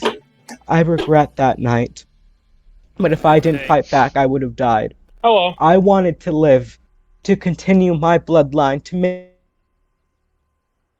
Oh, you cut out Zammy. Hey, Zammy? Hello? Hey, Zammy? Oh, that was an epic Hello, speech. Oh, Hello, Jack. Oh, what's up, Jake? Sorry, I had a super bad headache, but I Oh, took dude, a you're little good. bit of nap, and I'm up. Oh, hey, well, if you want to join in, we're having Helena's court case right now. Okay, I will. I'll get in the roll 20. Hey, do you want to say that, because I kind of roleplayed it as Uthred was kind of still a little bit Pissed off. torn about, because Mm-hmm. you told Helena to try to defend herself, and she wasn't really saying Mhm. that she was trying to defend herself. I can say, and I kind of said that you kind of lagged behind everybody. All right, that's good. If you want, you could have like followed Hello? shortly behind. Yeah, what's up, Zammy? That was an epic speech, dude. Did you hear all that? No, or? I didn't. So we the last Ah! that was really good though, dude. That was awesome. So hold on, real quick. So Jake, I'm gonna go ahead. I lagged behind everyone. That's what I did. Yeah, so you got here. So I'm gonna say that, boys, as you're standing. So, Felix, Nox is sleeping in. Are you insulted by this at all? Do you try to drag Nox along, or do you just let him sleep? I let him Nox sleep. is sleeping? Yeah, Nox didn't come. Okay, well, I mean, I don't care. 1 second. I let him sleep. So, Uhtred, as you kind of see all the boys funnel out, you're kind of sitting there in front of the furnace, eating your bowl of oatmeal in your blanket, and it's snowed, it's very cold outside, and you kind of realize that regardless of the way you feel, this is something you should go and see. For closure, at least. Okay. Yeah. Sounds good. I go and see. So you go ahead and you follow in, and Commander Royce, Captain Royce, who's very busy at the moment, she kind of sees you and kind of points over to a flight of stairs that leads up to the court, to an area above the courtroom, and you kind of funnel in through and kind of come in behind the boys, and you're up here right now. Okay, I'm loading into roll 20 right now, so my You're good. apologies for also being like an hour and a half late. Oh, you're good, dude. So Okay, I'm in here now. Okay, cool. I can see it. Oh wow, this is a pretty courtroom. I know, I filled it with a lot of tokens. When did my Is speech level cut out? 1 Thug's So your mom here? speech cut out. I think the last thing you said, you got to the part where Helena or Serana Redguard was a conqueror, that she established peace for her people. That's the last thing I heard. So you can, if you would like she also to, like defended herself, right? yeah, like, she that's why said, she did it, so. she said like I think the last thing you said is I wanted to defend my bloodline, and then you cut out. Okay, I'll start from there. Because, yeah. I wanted to live, to continue my bloodline, to make my parents proud. I have hurt so many people with this atrocious act, but I have faith that the Bright Lord believes in redemption. I want redemption. I will never be as good as Serena Redguard, but I want to leave this world better off than I came on it. And if I die now, thank you. And she turns around and hands her wrist towards the guards. Okay. So the kind of a lot of people are kind of shocked as this kind of normally quiet girl kind of just like even all the boys that are up in the stands here. You guys are all shocked as Helena apparently has found a voice, and kind of spoken very eloquently and powerfully. And you're taken down by the two guards, and they kind of slowly lead you back over to your chair here, and they again chain you down. And then this other guard who is sitting here at desk here kind of comes up, and he kind of makes his way over here. Is level 1 Thug's mom in the audience? That's so traumatic. Right there. Probably, I don't know. So this kind of guard kind of guy walks up, and he kind of slowly takes his monocles off and kind of bends them and sets them down. He goes, "Ladies and gentlemen, Lady Redguard, Judge Emma, and future King Luck Lightbringer. I'm a simple guard. My name is Sergeant Knob. I was asked to do this today as my friend and colleague Captain Royce had renounced herself from the prosecution as she had personal ties to the perpetrator." That was a very powerful speech, young lady. And I need to disclose probably that I have actually in fact met this woman, young lady, once before. And while it wasn't a nice meeting, I hold no ill will in my heart towards her over that. But we are a city of law.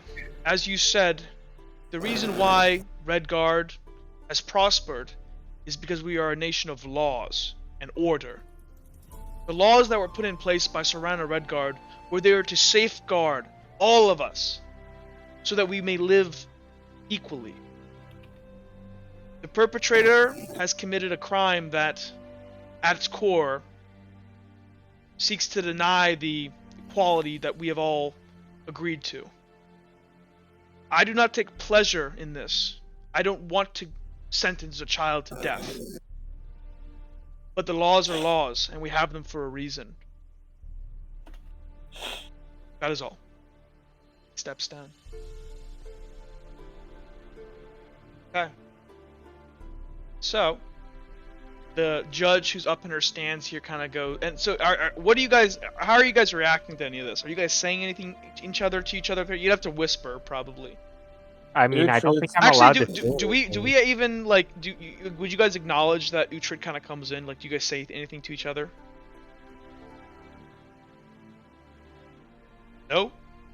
Hello. I probably guess wouldn't I would notice. wave him over to my seat, but I'd be like, I'd have my finger to my lips, Hey like Jake, kind we're of. getting some weird static out of your mic. Oh, I'm sorry. Hold on. I'll fix it. Give me a second. You're good. Give me a second. Oh man. Is that better? Yes, I'm I'm still getting some weird static. Does anybody else hear that? a little bit. Let me try to reconnect. That might be it. Okay. Is that better? I'm still getting a little bit of static. It'll be okay. If it gets bad, I'll let you know. And My apologies. no, you're good, man. So Cirrus, I believe you were, or Cirrus or Felix was saying something to you, or Uhtred. I didn't. I wasn't gonna. I just. Oh, What I did was I put my finger to my lips to be quiet because I can tell it's his footsteps, and I'll just signal him to come over. Okay. I'm gonna whisper to Sirius real quick. I'm gonna lean over and go, Sirius, is she doing anything we talked about? well, she seems to be quite confident in herself. That's for sure. Sirius kind of doesn't turn towards Uhtred when he makes this remark. He seems to be his eyes seem to be locked on just various people in the courtroom, just kind of trying to gauge what their reaction is, and maybe also seeing if anybody is actually looking up towards his direction. He's Make me kind of in a perception position check. of danger. Make me a perception check. All right. Ooh. That's 3. do see this guy over here, bottom right. Ooh. You see who you recognize. Actually, yeah, you know him. Okay. Did you wait? Actually, do you recognize? No, he doesn't. He's he doesn't never met know him. Micah, has he? I recognize him though. So actually, all of you boys that are up there, 2 people are looking at you guys very intently up on the stand there. This woman here, and this man here. Can I roll perception to see if I notice? Sure, go ahead. That'll be it's an uncommon task. It's pretty easy to do. Actually, Whoa, Jake. Have a good night of the day. Eagle eyes. So you notice this woman, and so this is that lady from the Peakerton Detective Agency before. Yeah, they're both from. Yeah. And that's Micah Peakerton, and he's kind of just looking at you up there, and kind of just like. I'm gonna give him like a nod, like a bro nod. He just kind of gives you like this like kind of like smile, but you can see all of his like yellowed teeth and like his yellowed and chipped fangs. It's from all that pipe smoking. Exactly. This woman, on the other hand, if you do nod to her, she kind of just like winces and kind of just looks back to the case at hand. I was just nodding at Micah because I like Micah. Okay. I think she's a bitch. So you guys, I'm gonna move over towards Felix in RP because he waved me over after I talked to Sue. Kilroy will switch spots with you. So I want to pat Kilroy on the back as I do this. Kilroy kind of like meekly nods happily towards you. So as you guys, as the opening remarks have been made, the Judge Emma apparently kind of stands up and she goes, "Now we'll hear from the accusers and those that have witnessed the crime." She looks down. I would first like to call to the stand. She kind of looks down at a piece of paper. Natalia Viverson. And you kind of out in the crowd, people kind of look, and people over here next to this old lady kind of look to her as she kind of stands up and makes her way. Can I play a song real quick? Is it appropriate? Yes, it is very appropriate. Okay, go ahead. Oh, hold on. And she kind of waddles her way, and these 2 guards here kind of step back and open up the gate for her as she kind of steps up to the stand. Wait, she? Yes, Oh, she's an old lady. Okay. Okay. She goes ahead and makes her way up to the stand here. Jake, do you want me to wait for the music? No, I got it. I get it going. Sorry. Okay. So she kind of Okay, sorry, I had to do it. Yeah, that's fine. Switch it back. Switch it back.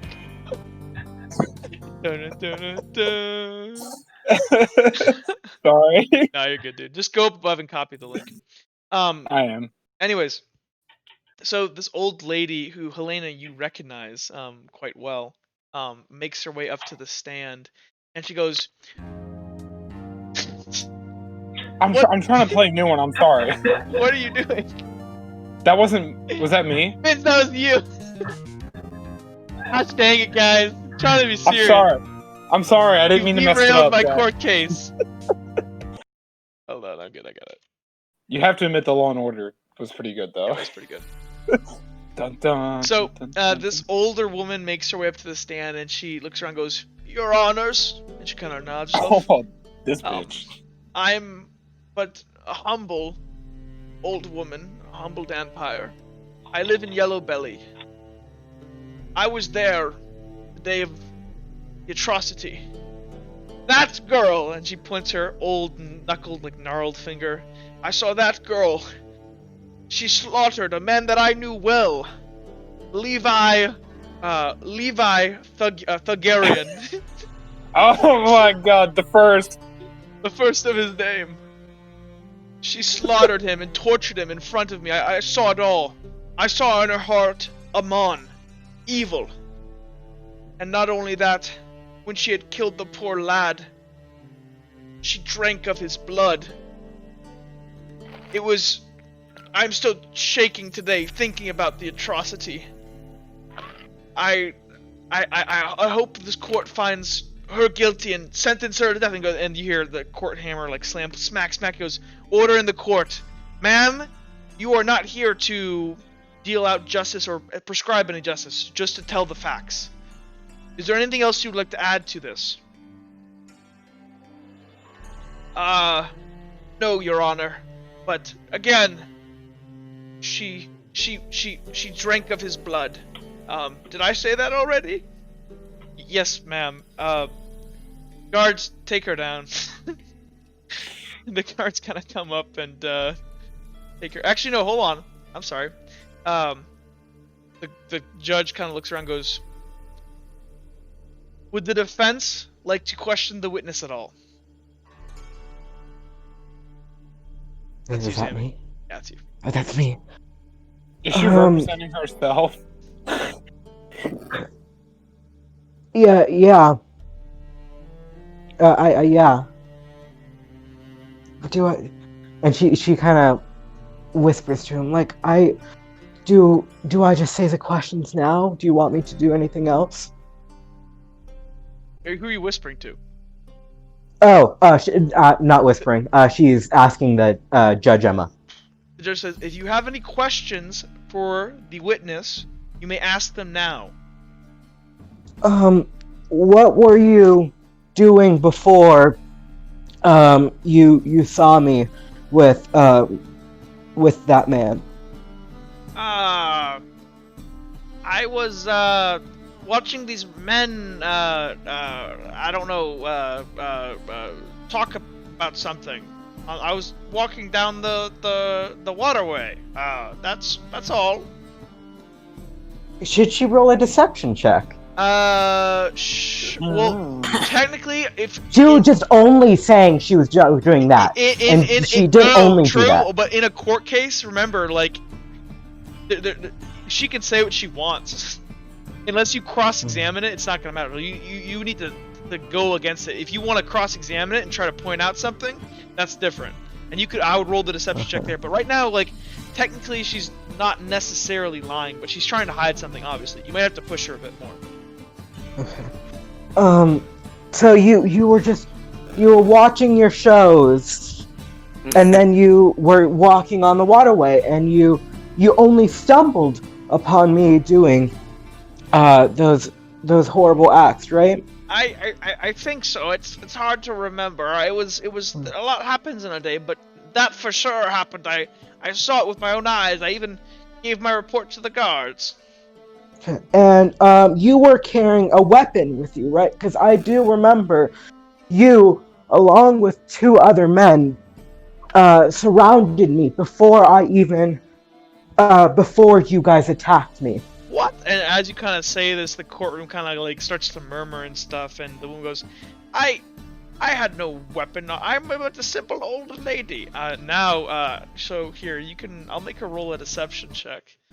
Come on. We're gonna say, it's a pretty easy lie though, because they didn't search her or anything. So I'm gonna say, as long as she rolls a level 2. Judge Emma has been a judge for a very long time, so I believe she can tell when someone's even telling a simple lie when someone's testifying. True, but she cannot, what's it called? She can't, like, cross-examine, like, this is supposed to be... She can't, like, verify it. Well, how can she verify it? They were never searched her. Yeah. So as long as she doesn't stumble with her words here... Which is if she rolls a... I'm gonna say it because that was good. If it's an uncommon task for her to lie. So it's a 50-50 because she's got 1 point in deception. Let's see.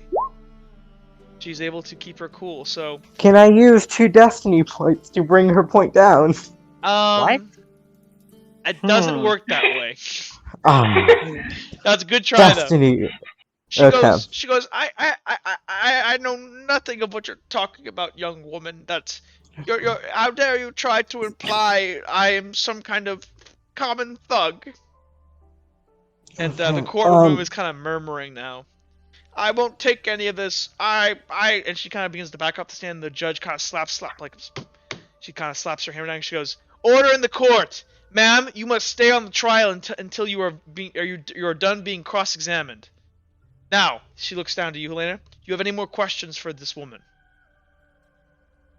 I do not. I do have one more thing. I, at some point, get to tell my side, right? Get That right? will happen, but if you have no more questions, we must proceed. And she looks over to Sergeant Nobbs, and Sergeant Nobbs kind of pulls out his spectacles and kind of pulls up a piece of paper and goes, "Ma'am, in your testimony here that we recorded on the scene, you said that that she took her time killing the victim. Is that correct?" "Yes, she brutalized him. It was no simple act of defense. She tortured him to death, cutting him so many times, and she was on his back at one point like a she devil, and or she demon. Devil is like insulting. She kind of looks around, and goes, "She is a monster, I tell you." And Sergeant Nob goes, "But ma'am, the dagger she killed the man with, Levi Targaryen, it appears, at least that we can tell, we asked his close family, was it his dagger? Where did she apprehend the dagger? Where did she get the dagger?" And this lady up here goes, I don't know. I didn't see. I assume it's hers." And he goes, He kind of notes that down for a second. That is all. We are done with the witness. And the two guards come back over and they escort this woman down back to her seat. And she moves back. And the court, the judge looks around. Next, we'll call Sarah Royce to the stand. There's kind of it's kind of a murmur through the courtroom as Captain Royce, who's not wearing her normal guard attire, kind of makes her way. And the two guards open the door and they kind of like nod their head to her in respect as she makes her way up on the stand. And you can already see that like she's kind of tearing up already, and she's kind of wiping it away, and she gets up on the stand. And she goes, "Your Honors, I am Captain Royce of the City Guard. I feel it is important that I disclose beforehand, as Sergeant Nobbs has already pointed out, that I've had previous interactions with the defendant. When she came to Redwall, I personally oversaw some of her medical treatments, and I've been trying to watch out for her and some of her friends for a while. Obviously not well enough. I have nothing to say, no statement, and I will take cross-examination, now. She kind of like looks down at her hands, and she has not really made eye contact with you at all, Helene. And the judge kind of just nods her head and goes, "Would the defendant have any questions for Captain Royce?" No, Your Honor. She nods her head. "Sergeant Nob, do you have any questions for Captain Royce?" Oh, I am so sorry. I have one question. The judge kind of looks back at you and looks to Sergeant Nobbs, and she goes, "Sergeant Nobbs, 1 second." And Sergeant Nobbs goes, "This is an outrage. She skipped it. This is not procedure." She goes, "Hold, Sergeant Nobbs. Defendant, ask your question now." And she tries not to make eye contact with her, so she doesn't get too uncomfortable. You approached the scene when it was just me, that man, and Natalia, right? Witnessing the event? That is accurate. So you didn't see anything before that, right? I saw you take that man to the ground and stab him to death and torture him, drink his blood. There's kind of a murmur through the courtroom as she says that. That's what I saw. I saw you exit an alleyway on this man's back. And I got there first. My other guard members, they did not arrive before that.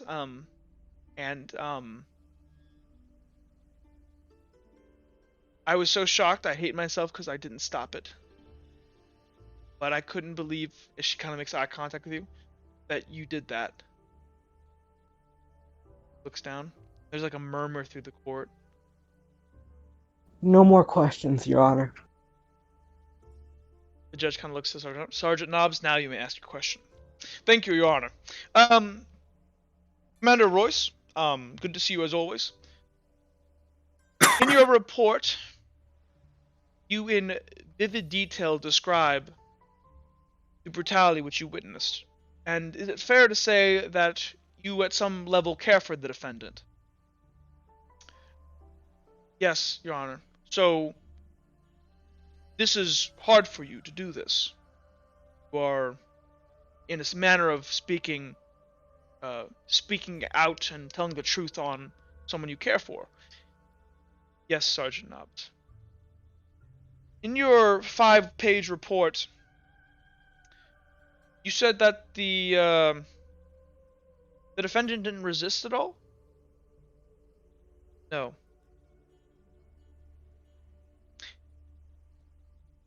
Would you mind explaining again from the beginning, towards until she was arrested and you removed yourself from the scene, what you saw? Commander Royce kind of sighs and goes, I was on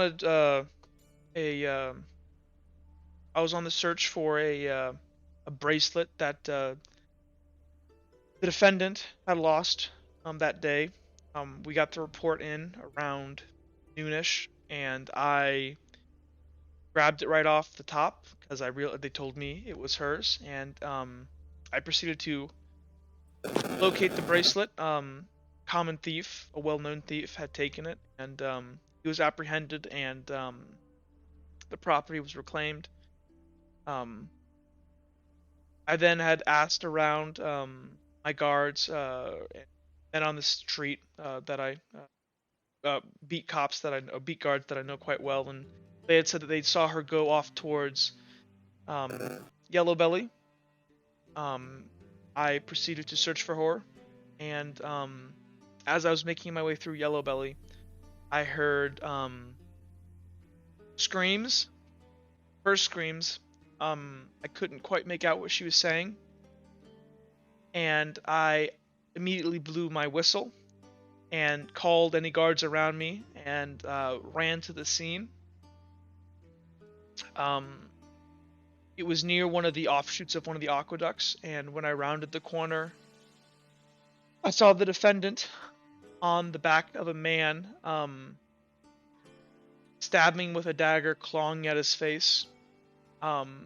And just as I turned the corner, he fell to the ground, and she had the dagger in his hand and began to stab him repeatedly in his abdomen. And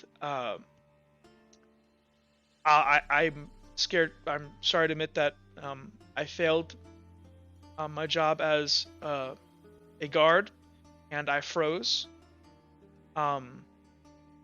And I watched her slowly kill the man over the course of probably 15 seconds.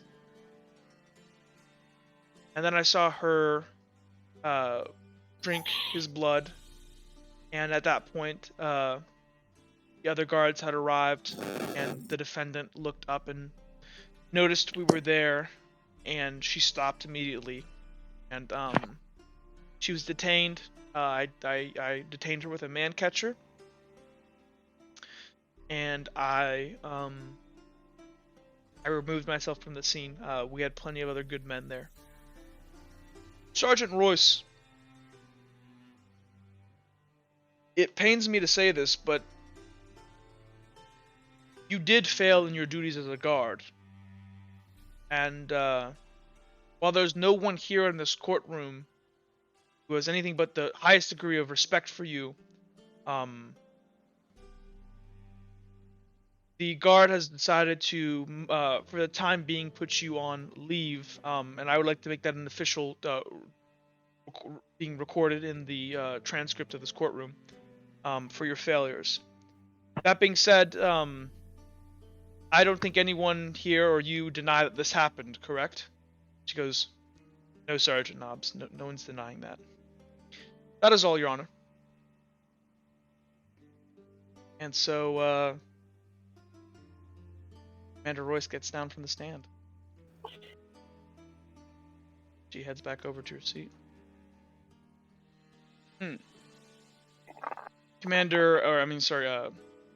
Judge Emma kind of looks around and goes, Defendant Helena, would you like to take the stand? And she nods her head. Actually, I'm sorry. Yes, you can take the stand. Yeah. And the guards once again, same fashion as before, unbind you and put you up on the stand.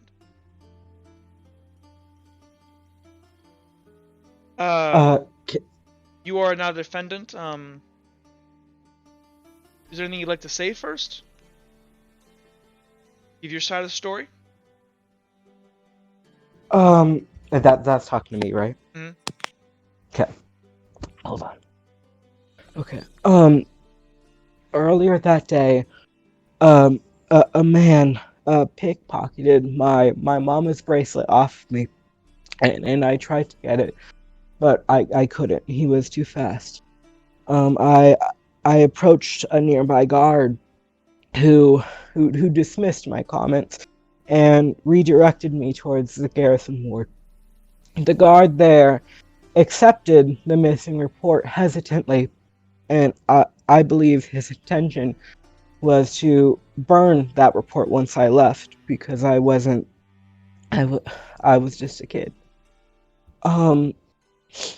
I then went to Yellowstone District to find someone to help me get my bracelet back. That meant so much to me. And I approached this man, telling him I needed help. And then another man overheard, and he approached, and then another man, and then the old woman who recently testified also approached. And I looked at these fellow kind surrounding me, and they stared at me with this murderous glare. And I tried to run away, but I was grabbed and dragged into a dark alleyway, and then everyone pulled out daggers and attempted to stab me, but I only survived because a jacket gifted to me by Princess Vixilia protected me from the blows. Then they ripped the jacket off of me, and then fought with each other, deciding who kept the jacket. And after that argument, there was this one man left, and this one man, he looked at me, and he ran at me with a knife in his hand and tried to stab me, and he missed, and I fought back. Make me a common deception. Excuse me. It's a level 1. You just Okay, need to seem believable. Oh yeah. Because that seems like it makes sense in your story. It's a white lie.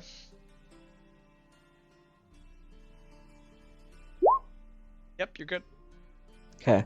And then he attacked me, and I was so scared, and I knew I couldn't outrun him, so I fought back. And then I grabbed his dagger, and he still tried to fight me, so I attacked him. And then everything else happened. Everything that Captain Roy saw, and that's it, Your Honor. Okay, so just the judge is listening intently. Veronica, Lady Redguard is listening intently. Luck seems to kind of like have his feet up on the desk, kind of like just like lounged back, like kind of yawning and stuff. Judge kind of nods and goes, "Would the prosecution like to ask any questions?" "Yes, Your Honor." Kind of leans down his kind of monocles.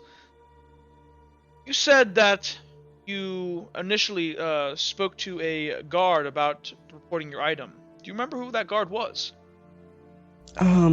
Which one? The first one or the second one? The first one. I do remember some descriptions. He had this fancy mustache. He was a vampire. He had blue eyes and a big nose.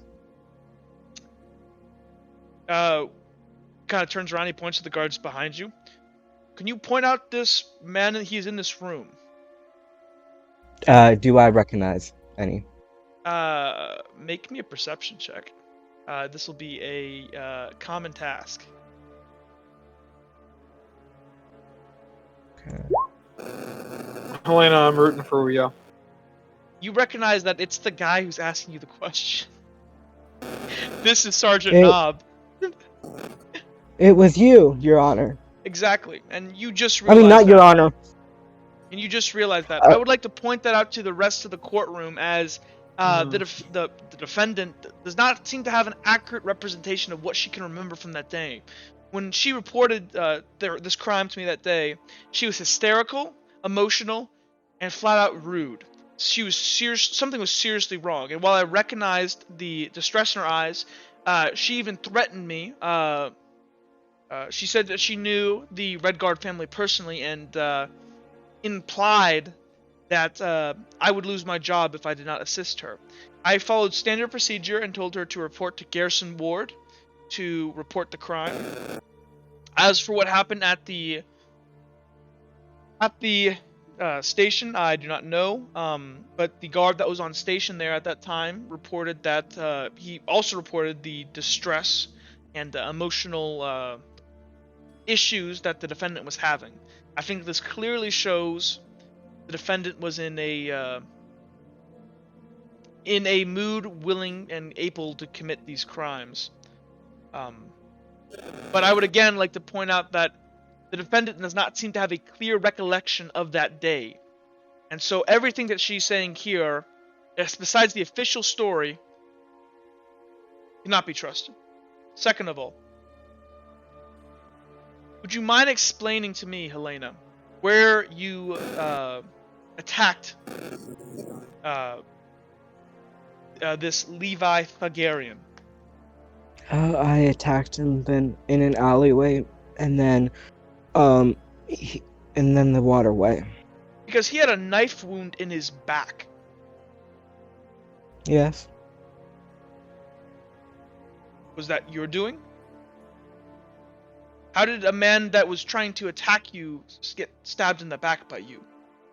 The other Falcon that were there, while they were arguing over who kept the jacket, he got stabbed. And then I believe out of anger. But you said it was his dagger. That you kind of looks around. There seem to be some inconsistencies in your story. No. One of the Falcons stabbed him, and then he didn't. They didn't keep the dagger in his back. Because the thing is, we found an extra dagger on his body, in addition to the one that you killed him with. He did not have his dagger out to attack you. His was in his sheath unless you put it back. But from analysis of the blade was not covered in blood and it looked like it had been drenched in blood, but the blade was clean, still in its sheath. Some people carry multiple daggers. We found no other dagger on the scene, and we searched the river, and we actually even dragged the river. We found no other weapon. That, including on top of that, you deny that you stabbed him in the back? I did not. Because what it sounds like to me is that you, and maybe you can explain this as well, as just a common sense, you went to Yellow Belly a small young girl to find strange men in alleyways to help apprehend your bracelet? Yes. This, can you explain that in the least? Because from what it sounds like to me is that you knew what you were doing. You went down to Yellow Belly to find some poor innocent sap that you think everyone would forget about, to kill him and drink his blood. Because what, you were No. angry that a thug had stolen your bracelet? Order in the court! No. Boom, boom, boom, boom, boom. The defendant, the prosecution is implying too much. Rein yourself in. Sorry, Your Honor. Would you please explain then, Elena, why, what in your mind, what was your logic in going to arguably one of the least safest places in the city to find help? So you're going to get help from thugs to find your bracelet? My thieves? mama read me a bedtime story every single night. It was a new bedtime story. So I've read a lot of books, and she read a lot of books to me. And I remember this one book. It was just that people, that like this main character stumbled into an alleyway and found help from this one man. And I was so distraught over my mama's bracelet, over that being stolen from me, and so I ran out of options, because everyone, I might have been a little bit angry and sad, but that gives guards no right to treat me with disrespect and dismiss me and call me a brat. So Down, I goes, did go into that alley. Continue, I'm sorry. And so I did go into an alleyway because you guys treated me like I didn't matter, and that you guys were all high and mighty. So I tried to find it myself. And that high and mighty outcome is the reason why we went and searched for your bracelet. Correct, right? I think that you were angry that day and you were distressed. And that led you to take out your vengeance upon innocent bystanders. I think you went to Yellow Belly that day with hate and Amon in your heart, and you killed that man and drank of his blood because you were upset. I would like to point out to the court that this girl is basing her ideas off of fairy tales and stories. She obviously is in an emotional distress and is in no place to be at all bringing any evidence to the table. And I would like all of her testimony to be smeared from the record. We cannot trust a single thing she said. There are inconsistencies in her story. Smack, smack, order. That is not for you to decide, prosecution. Do you have any other questions, or would you like her to step down from the stand? Your Honor, I would, as a closing statement on this, I would like to point out that, the Redwall guard, we may not be perfect, but we try. And these insults, they're unfounded. We did our best job, and we actually did end up recovering her stolen property. She is speaking from a point of pure emotional distress. That is all. Captain Royce did. You guys didn't help. Captain Royce did, and I thank her so much. But Sergeant Nob kind of looks no down and other goes, guard treated me with respect. kind of sets down his monocles and goes, "Little girl, who do you think it was that informed Captain Royce of where to go to find your bracelet?" After you went ahead and gave me your report, I went searching. I found a black market dealing. I reported it to Commander Royce. She had just got her report on your desk, and we went there and secured your bracelet. You speak like you know everything, but you know nothing. I'm done with this. And he kind of waves his hand, and the judge kind of looks and goes, "Elena, you may step down." She steps down.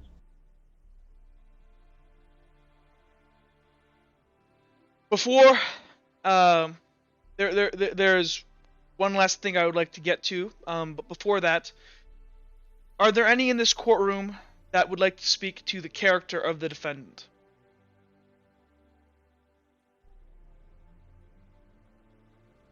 She looks around. In that case, I Sirius will. is kind of. Oh, so Uhtred raises his hand. speak up. he just. Uh, Sirius I isn't will. really speaking up, but he's kind of just eyeing Luck again, seeing if his demeanor changed at all. Hello? I'll speak Hello? up. Can you hear me? Felix will wait for everyone else to speak up before he does.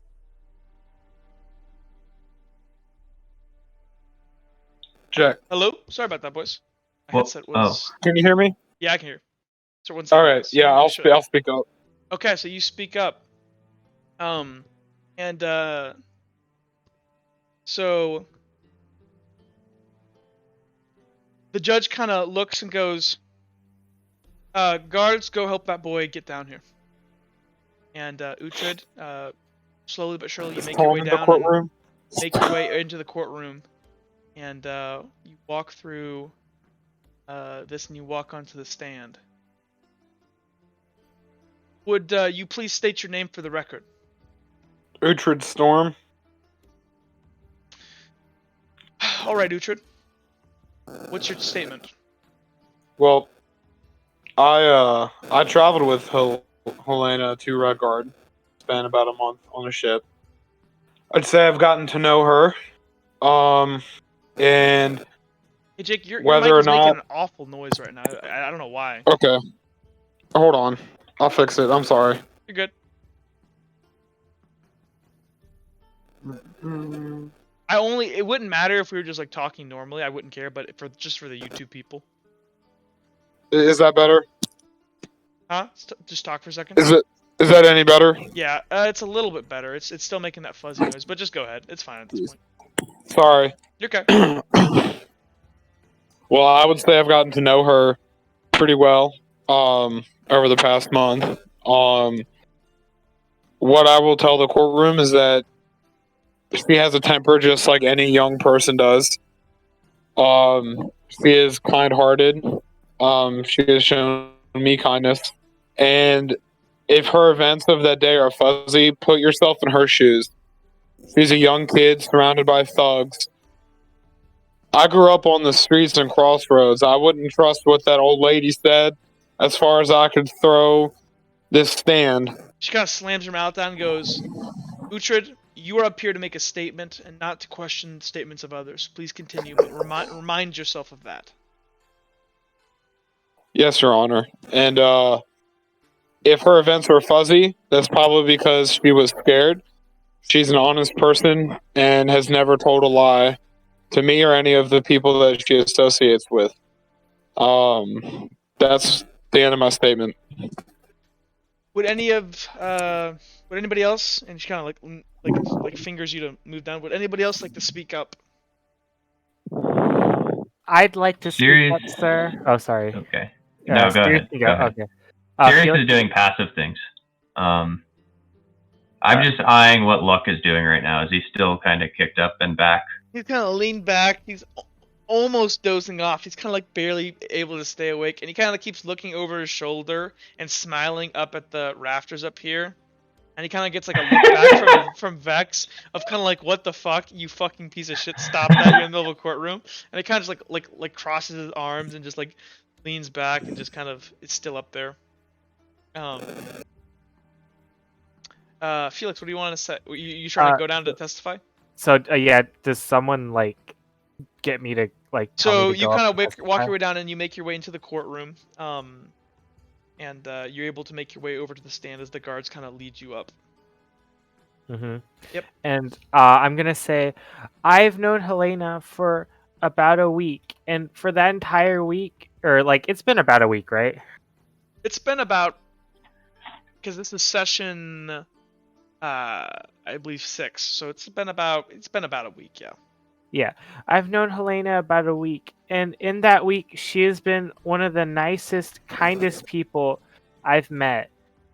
And I don't believe, like, I believe that she's young and impressionable, just like every one of us at this age.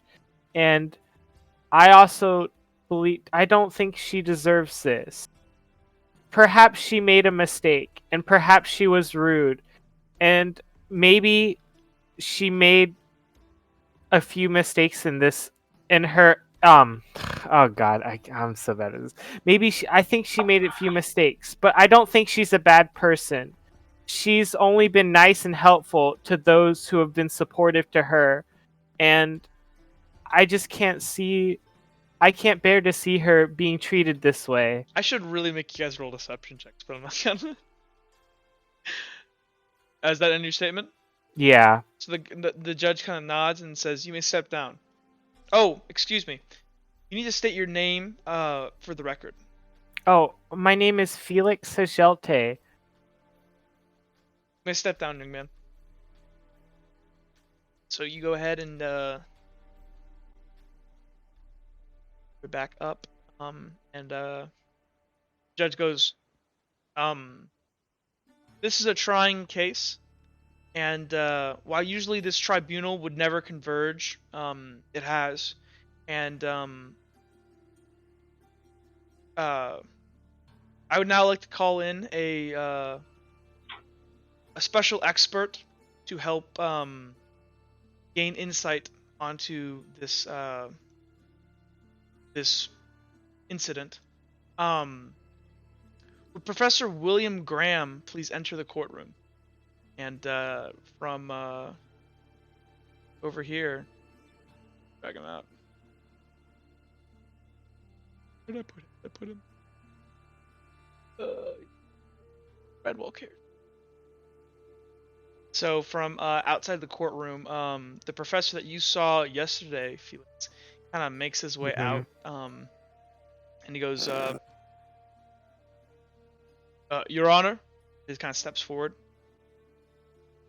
He goes, Professor William Graham here is one of the foremost researchers in illusion magics, and well, while nothing that happens here today can change what has happened, it is my opinion and the opinion of the other tribunal members that we would like every avenue possible searched, and we want to know all the facts before we make our final judgment. She looks to you, Helena. If you are willing, the professor here will conduct a test on you. That will simply allude to some of your true nature. If you're comfortable with this, we can allow you. We cannot force you into this. It is your choice. If you truly in your heart you feel that you are wronged and you are honest about this, then the professor might help. But if you feel that this is either out of tastes, it is up to you. I consent. Professor, you may conduct yourself. The professor kind of steps down and kind of walks over and he goes, my name is Professor William Graham. I need you to relax. Close your eyes, please. She follows. And just listen to my voice and drift off to sleep. Okay. Fall asleep. We're going to go forward in the future a bit. Time travel! Time travel. Yeah. That should be the theme song for when we become adults. Time travel! Something cool. While this is going with my hood up, can I do the mirror trick on Bex? You can try. I don't know how. She wouldn't be looking over there. Okay, fuck it. Make me like a destiny roll. Just roll me a d20. Okay. Let's see if... Oh, no, okay. no. She doesn't really, like... You can't quite get her as she looks over to you to, like,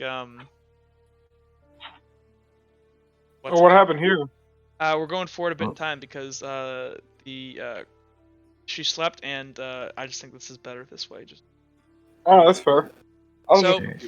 So Helena, you kind of wake up kind of slowly, as you're kind of being like somebody's carrying you back into your cell, and this guard who before had led you out kind of sets you down in your chair as you kind of nod awake. Once I awake, do I remember anything beforehand, or? You remember falling asleep, and the voice of the professor, but besides that, Go ahead and you check think whether the you collider tag. might have dreamed or something. You're not quite. Make me a perception check. Okay.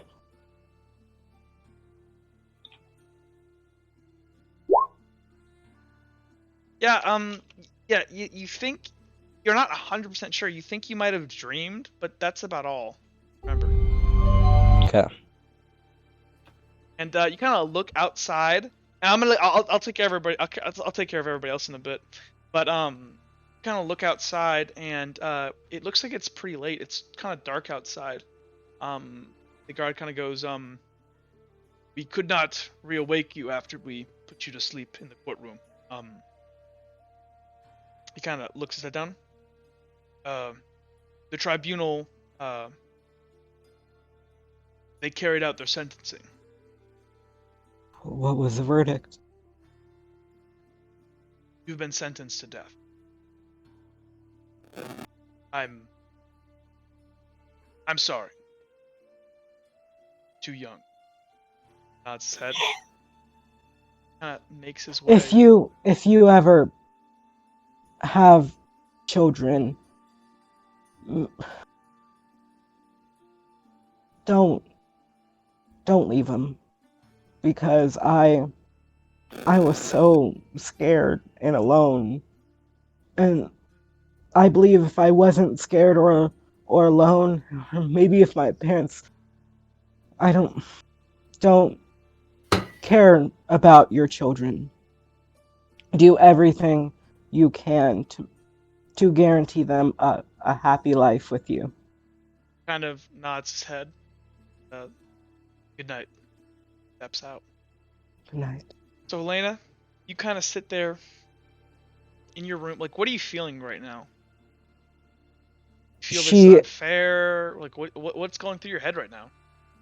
She feels this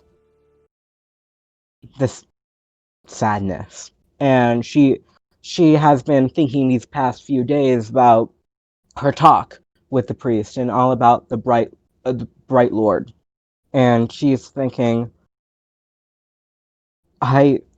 she doesn't know whether when she dies she'll be back with her parents. She doesn't know if she'll go to some kind of hell. But right now she's just looking out into the night sky and counting each and every one of the stars, thinking about her mother. Cool. And how kind and happy she was. Go ahead and make me a perception check.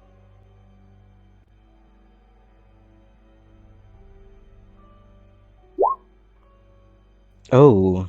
Don't notice anything. That is, and so you're just looking up in the window, looking up, and that is until you hear a tap, and you kind of look down. You're kind of through the kind of like you know when you got precipitation because it's colder outside than is inside. Kind of look, and appears to be a figure standing right outside your window. Kind of just looking in. She looks at the figure. Hello. Alright. Kind of peer a little bit closer. Jack, is that from Bloodborne? Yeah, and you peer for a second, and you kind of look in, and he's just gone. Helena sits there for a moment, and she's thinking that her eyes are playing tricks on her because she's been staring into the night, and now she's just making up shadows, and she's gonna continue counting the stars. What are you counting? Turn around, and in the room, this man. Are you allowed to be in here? You shouldn't be in here. You'll get I in really trouble. shouldn't. Your name's Helena. Yeah. Charmed. Kind of steps forward a little bit. puts out his hand and kind of like not like a handshake you give to a lady, of course, hands Oh no, this out. was a mom. Are you gonna hurt me? I don't think so. I don't. And she sticks out her hand Takes it. very hesitantly. He takes it and he kind of like tries to kiss it, but he's got this mask on. He kind of like pecks it and he puts your hand back and goes, I saw your work My work? that day by the water. I That's feel not- that you have been unfairly treated. I'm sorry? I feel that you have been unfairly treated. Oh no, I heard that. That was like I don't know what you're talking about. Like, what do you mean? Were sentenced to death for simply behaving the way your kind has always behaved. I don't think that you're right. So you think what you did was wrong and you deserve to die. I think it was wrong, but I believe I can grow from that, and I don't want to die because I think I can change. I think I know if I do everything I can change. And I like don't. goes ahead and pulls at this chair here and kind of turns it around and kind of leans up against it and he kind of kicks out, like he flutters out his long tailcoat behind him and he kind of crosses his arms in this chair and he goes, if I were to give you a choice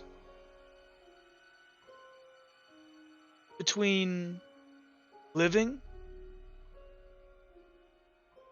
or staying here and dying, what would you choose? How would I live? Would I live on the run and forever have this burden on me, or would none of this ever happen and I never got the spore and I'd be happy with my Tonight mama we'll and decide papa. all of that. Tonight we'll decide all of that. But, simple question.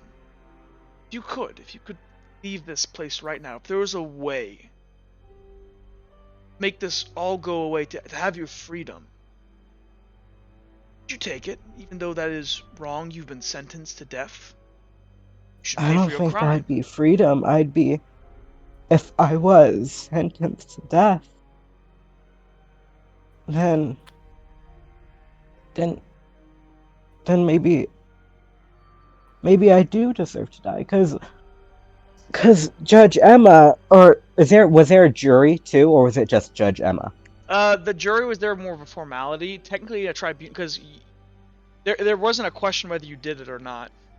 Yeah, it was a question whether I should be dead or not. Yeah. Kind of looks you up and down. You can't really tell very much because his eyes are kind of secluded behind this mask. He goes, see, I thought you had more fight in you then. I guess I was wrong then. I mean, I do want to live, but I want to live. Zammy, you cut out. I think Zammy keeps cutting out because his phone keeps dying. That is the struggle, and I feel it. Yeah, I feel it too. Actually, not really. My phone has a lot of battery. Let's wait for a second. Well, screw you, Jack. Screw you. Hey Zammy, we can't hear you. Sammy. Oh, Sammy.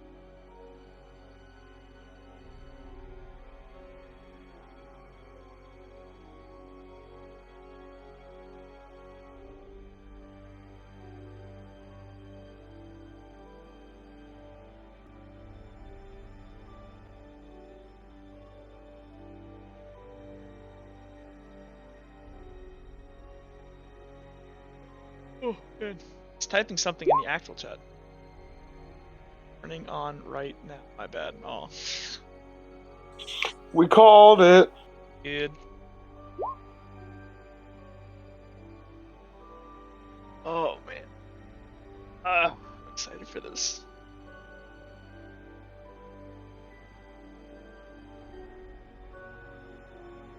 Is this the Mon? I'm not saying anything. My guess was like dream sequence sort of thing, but I'm not sure. Ooh, maybe she's Hey, still actually, dreaming. while we're waiting, actually, what do you guys want to do? So what happened? So you guys here? Should I stop? I kind of want to take care of this first, but after the courtroom, Yeah. what did you guys do? Uhtred. Because basically, Helena went to sleep. This guy did a test on her, and he went ahead and the judge told him to write up a report. Okay, Well, so it's like the what's Kilroy doing? session's been called. So Then far, right? like 25 minutes, like the session was called. An hour later, the guy came back in. He handed a report to the judge, and they made their final judgment. What's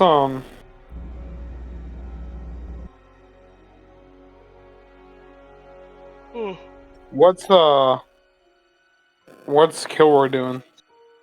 Kilroy just went back to the Weeping Anvil. I'm gonna go back to the um, Weeping Anvil. Yeah, I'm gonna follow Kilroy, and I'm gonna be really sad and not cite anything. And I guess he kind of just goes back and he just stokes the fire, and I guess it's just I'm like gonna ask. you guys tell I'm gonna ask Nox. Kilroy how. Yeah, I'll tell Nox. I'm gonna ask Kilroy how he's doing first in the walk back. Kind of just looks, and he just looks oddly calm, and he kind of just goes, I don't know, Uhtred. I'm sad, but I don't really know her as well as you all did. I just can't believe that happened. I don't know. I don't know if it was fair. Not sure. I don't but she think did break the anything's law. really fair anymore, honestly. But she did break the law, Felix. Yeah, but she's my friend. Can't she just get a freebie or something? I don't really care about the law anymore. A freebie. A freebie. Everybody gets a turn to one. Felix. It's like the purge. I'm gonna turn to Felix and be like, I know it's stupid, okay, Uhtred? I was gonna say, well, I was actually gonna say, I kind of like the idea that you don't care about the law. Oh no! I've jaded Felix to a life of crime. Yes, you have corrupted him to my side. He will be like your operations, like the guy that fixes people up. Oh, he'll be my accountant. Well, here, I'll change the music. I'll be a Ripper Doc. There we go. Because we're still waiting on Hamster, so here.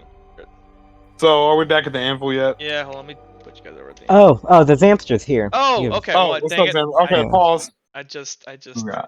not mean to do. Oh, how could you? You ruined everything. I did. Wow. Okay. So nothing else bad should be happening. No, Well, like actually- we're just taking care of them going back to the what's it called? Yeah. The Weeping Anvil, and Felix is about to turn into a life of crime with you. That's not true. So I'm I heard slowly everything. corrupting him so with they my went back to the street anvil, smarts. and they all hunkered down after they heard the verdict. So this guy is still standing, like sitting here on this chair, and he's kind of looking at you because I think the last thing he asked, he kind of said that like he's like, when I saw you in the courtroom today, I thought you had a little bit more fight in you. I think the question was, you were saying like you were rationalizing if you should die because you were sentenced to death. Yeah.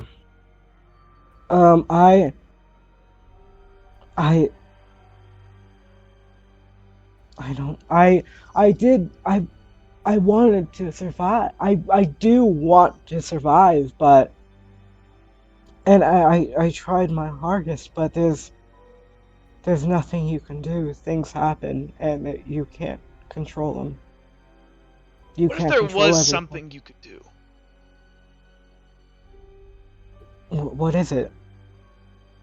Kind of sits up from the chair for a second, kind of goes, I've been looking for an apprentice of sorts. Oh shit. This is the Redwall Ripper. Oh shit. And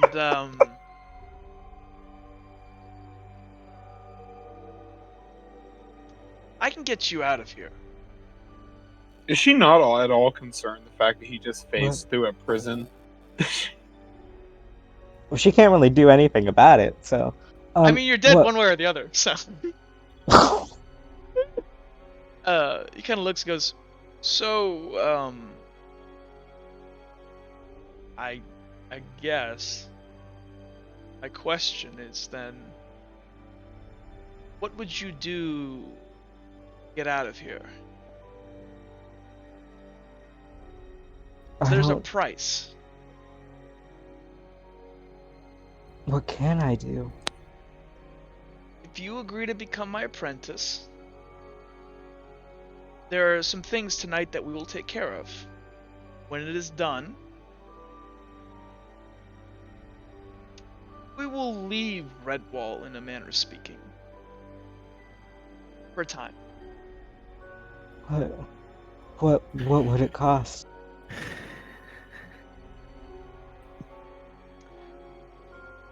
Kind of steps up and kind of just pushes this desk, this chair over across the room, and he walks up to the bars and he holds out his hand to you. He goes, "We take a leap of faith.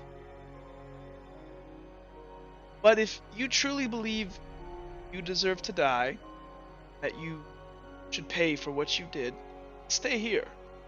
I encourage you to. It's your choice." I don't deserve to die. His hand more towards you. Take my hand then. This is like Lena evil takes his Peter hand. Pan. And we fly off out in the So you distance. take to his- the Show North you Star. the you take his world. hand. You take his hand. Yeah. So you take his hand, and the second you do, everything goes black for a second. And for a second, you don't know where you are, and then you're out front here. And there's a kind of strange, wispy black stuff kind of circling off the two of you, and it's kind of around his arms and stuff, and it kind of fades away. Kind of looks at you and goes, "Taking the first step. Now, let's take another." Mm-mm. Kind of motions, "Follow me. And stay quiet." Helena follows. Okay. Second.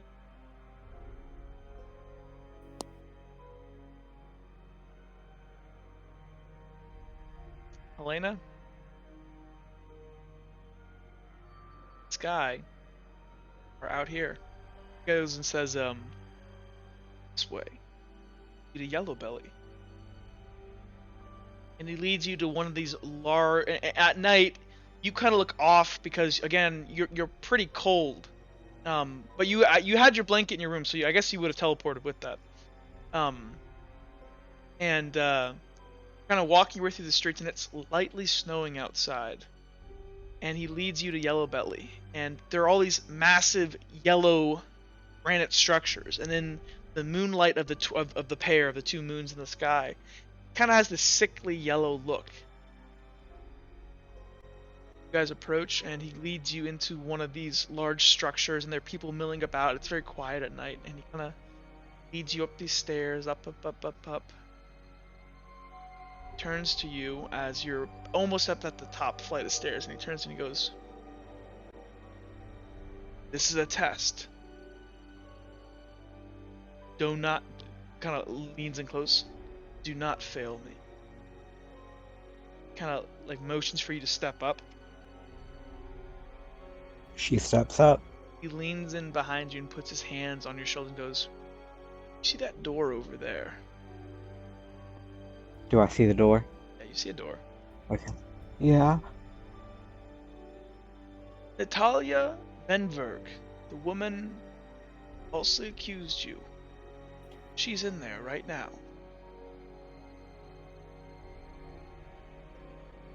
Yeah. Heard kind of quite common. You're not the first that she's done that to. She deserves to die.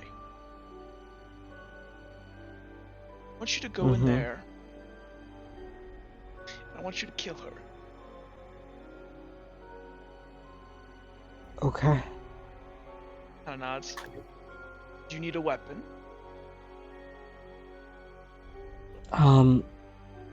Actually, so Oh, Elena, yeah.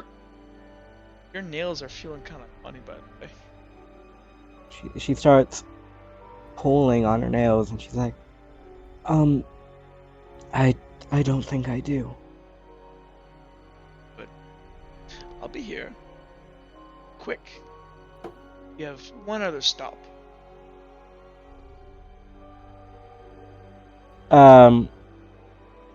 Can she make like some kind of check to see if she is also dreaming this man, or if this man is actually here? Sure, make your perception check. That would be, I don't know, like, would you have to pinch yourself?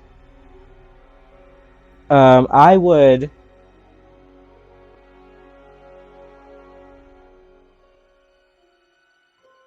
Make your check. We'll say that is a CL. I don't know. Is that a difficult task? What do you guys think? What should that be? I don't know. I think that should be a common task. If he's asleep, Maybe Well, if you're already not. self-aware, and you're already questioning it, then we can just make it a common task. yeah, common is probably the best. Okay. Actually, no. Let's make it fair. It's a CL3. Ah, no. That's fair. It's a specialized task. Okay, I use Oh, one no. destiny point. Yeah, you kind of look around and pinch yourself. And you think this is real. Like, you're kind of pinch yourself, you don't wake up. Can't, like, you're not melding through the walls or anything. This seems real. And that man is still right there, right? As far as you can tell, you actually touched him. You are And out. he's still like still there, like I can talk to him. I mean, he's just watching you right now. You kind of walked ahead, and I guess you're kind of turning over your shoulder looking at him.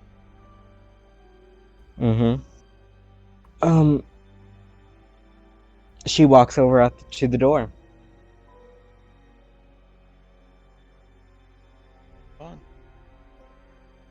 You open the door, and it looks like the lock on it has already been broken. Want to go inside? Do you want to go inside quietly? Like, how are you doing this? She just opens the door. Just open the door. Kind of more stealthy, kind of like slowly, like peeking her head out as it's opening. There's a slow creak, and you find these stairs that you make your way up.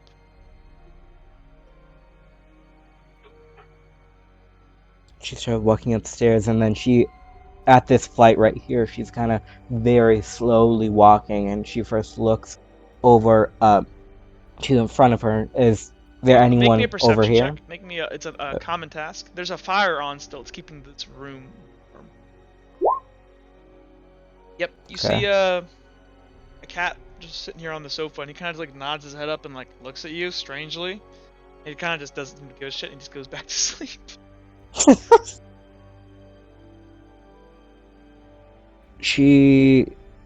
And is this a door? Is this a door right here, or is it that's a just door. a wall? That's a door too.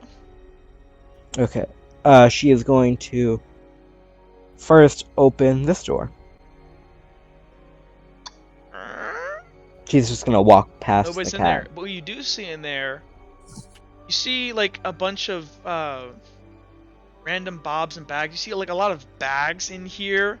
You see lots of like jewelry kind of like stacked on tables and stuff. And you see like jewel like almost like magnifying glasses you would use to look at jewels and stuff. Is there anything that any jewelry in a shape like stars, like hammers, or like weird shapes like that, or is it all just like little round? Do you want jewelry. them to be? You need them for something? No, it's just something fun, you know. Sure. They look like there's one bracelet that has like the shapes of like Lucky Charms marshmallows. But they're like crystals or something. It looks like a lot of this stuff here, it appears that this is like things she's stolen. She doesn't take those Lucky Charm marshmallows thing, and she opens this door here. So you open the door and make me a stealth check. Level 1. Oh, we all know Helena's the stealthiest out of all of us. There you go. 2. Yeah, you see the old woman in bed. She's got what appears to be. Oh, I forgot one other of these cats that's sitting at the base of the bed, just sleeping. Ew, she's an old cat lady? Gross. Mama Jan wouldn't be proud. She slowly walks over to the bedside of Natalia. Natalia. It's Natalia. It's Natalia. She's not going to be Natalia for any longer. She's going to look at this cat, and she is going to wake it up. She's going to push the cat off the bed. She's going to push the cat off the bed. And it kind of falls, and the guy goes, and this woman and the cat kind of just like, and it scampers out of the room, and this kind of like jolts this woman awake, and she kind of like looks up and she goes, "Who's there? Oh, Severus, where are?" She looks down at her bed and doesn't realize, and in the stark moonlight coming through this window, she sees you, and she kind of like, and she rubs her eyes, and she like pinches herself, and she looks around, and she goes, What's going on? Who? That girl." She kind of like slowly backs up in the bed, and she begins to reach over for something on her nightstand. Helena's gonna quickly look over at the nightstand. What is she trying to grab? There appears to be a knife in a sheath there, the one that she mugged you with. Okay. Helena is going to quickly jump over her. Well, not like completely over her, but kind of lunge for that knife and try to take it from her before she grabs it. Make me an athletics or an acrobat. Actually, what's your actually she's an old lady. You're faster than her because she's got a negative in reflex. She's an old woman. She's got one in. You get for being old on the streets. Yeah, you're able to quickly lunge across the bed and snag the knife up from her, and she goes, "Ah!" And she kind of like, she goes, "You little shit! Give me my knife! Get out of my house!" Helena. I'll scream. Helena, knife in her right hand. Have you drawn the knife? It wasn't a sheath. No, it's still sheathed, and then she kind of flicks out her left hand to her, and she kind of pushes out these claws in her hand. Yep. So for anybody to like literally like from her hands where her nails are, like these slow jagged edges of these razor sharp looking nails extend probably 7 to 9 inches off her hand. And this woman kind of looks at us for you for a second, and she starts to shake. She goes, "Really are, Amon." And she's gonna try, as she sees she's gonna try to turn over and try to like get out of the bed to get away from you. Are you attacking? I'm going to stand. You can really do what you want here. Yeah, I'm going to stand over here. Actually, I'm gonna try to corner. You should gut her. Corner her blood. I'm thinking how I want to do this. You know how friendly should. Well, how did she do it to you? Ooh, you should confront her by slamming her up against the wall and then calling her out for what she did, and then like slit her throat and then gut her like a pig. Hi, I think you should stay on that bed. We don't have a lot of time. Why did you lie? She immediately brings out her claws and just shoves it in her neck. So, I'm not even gonna make her make an offense roll. So the second that she starts to scream, it's like instinctual as you lunge forward and like you curl your hands underneath and you go under her chin, up into her throat, up into her head, and jam your claws up, and you feel this wet trickle of blood run down your fingers as you jam it up, as the blood kind of flows down your claws. And she's kind of looking there, like her eyes wide open. She's looking at you. She's like. She's going And to she's like grabbing lean your in. face, and like trying to like gouge your eyes. She's going to throw the sheath, get her other. She's gonna. What is it? Unsheath the claws from her hand, and then swipe at her other hand and kind of push it towards the wall. So she sees that. So you slap. And How do you like? You want to like jam your claws through the middle of her hand, like pin it to the wall? Yeah, I want to pin it to the wall. So you pin one to the one of the things to the wall. Let's say her left with your right, and her other hand is like, and she's like screaming in pain, and she's trying to like slowly trying to like gouge out your eye with her right hand, maybe your left eye, and she's like slowly getting weaker and weaker. And if you're not defending it, she might actually hurt your eye a bit. She is going to bite her thumb. Ooh. Yeah, sure. So you take it and you and try to rip it off. And you feel this satisfying crunch as blood enters your mouth again, and it tastes amazing. You can tell just by biting into her that she's a mudblood. And yeah, you chop off her thumb, and as you do, her hand kind of just starts to go limp as the blood that's coming out of her neck is tremendous, and it's coating the sheets beneath her. And her body is kind of just like starting to go slowly limper. And as you're touching her, you can feel the life is draining out of her neck. And then as she dies, And she's making eye contact with you. She's going to lean in, stare in her eyes, and whisper, "We are all Amon." And she's gonna sheathe her claws, and she's just gonna walk out. Oh, you're not gonna drink her blood? I bit her thumb. It's kind of tasty. I don't want to overfeed, you know? Yeah, so you move on out, and you don't want to gain that blood weight. You make your way out. And as you're making your way up the stairs, this person in this black, he's waiting for you down there, and he almost looks like he's about to come up there, and in his hand you see some small device. You can't quite make it out because it's kind of dim in this doorway. He kind of looks at you and he goes, "So, I thought you'd gone soft. We should move. She was rather loud. Is it done though?" She's dead. Good. And he kind of wipes a little bit of blood away from your mouth. Very good. Kind of leads you out. There is, as you kind of walk, you guys kind of quickly make your way down these steps here, but he's kind of like, you're kind of quickly going ahead, but he's kind of just sauntering along like he owns the place. Like slowly, confidently, makes his way down the stairs, and when he's at the base here, he goes, "Good. You've proven yourself. But now in order to grasp your freedom, there's one more task we must complete." What? There was someone in the guards that needs to be dealt with. They were close on my tail before, and try to run. She's gonna find us. Who? You know Captain Royce, correct? Oh no! I do know her. I know that you have something of a personal relation, or at least that's what the courtroom she said.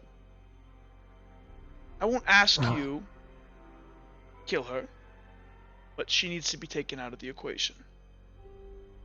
Kind of extends. How would you want me to do that? Just a distraction. Yes. Of course. Kind of like pats you on your back and goes, "Come along, we have a walk." And he kind of in the middle of the street. "Excuse me, your good sir." And there's a iron bread carriage being pulled along the road. And he kind of goes, "Excuse me, good sir." He walks up. Me and my daughter here, we have to return to the countryside here, and he extends a a couple copper, and he goes, "May we partake of your services?" And the driver goes, "Yes, of course. Hop on in. It's a cold night." And you guys hop in the back, and he goes, "Outside of the wall, please. Out to the eastern countryside. We have to go see an old friend."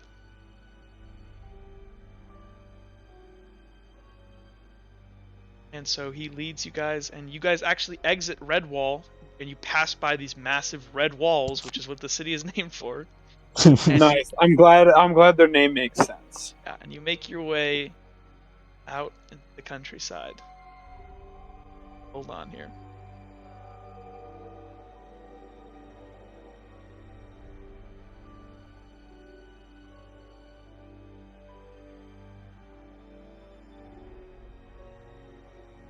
And after about, it takes you guys about an hour or so to get out into the countryside as you guys weave your way through the city streets. Yeah. And while on the way, Helena's kind of biting her nails, kind of also licking the remaining blood on them. Mhm. And then she's just looking out, looking at the grass, the trees, just admiring her surroundings. Puts his hand over on you as you guys approach, and he goes, "Right over here, sir." And he kind of turns to you and whispers in your ear, "Do not falter now. Freedom is close." Yes. You guys are dropped off by the carriage outside this small house. Kind of turns to you and kind of bends down on one knee in the moonlight, and he goes, "All I need you to do is go and knock on her door. Walk 10 or 15 feet back. Just stand there." Yes, sir. Points over towards the door. You should start calling him master because you're his apprentice. Helena walks rather quickly to the door. She knocks 3 times and then takes 15 steps back.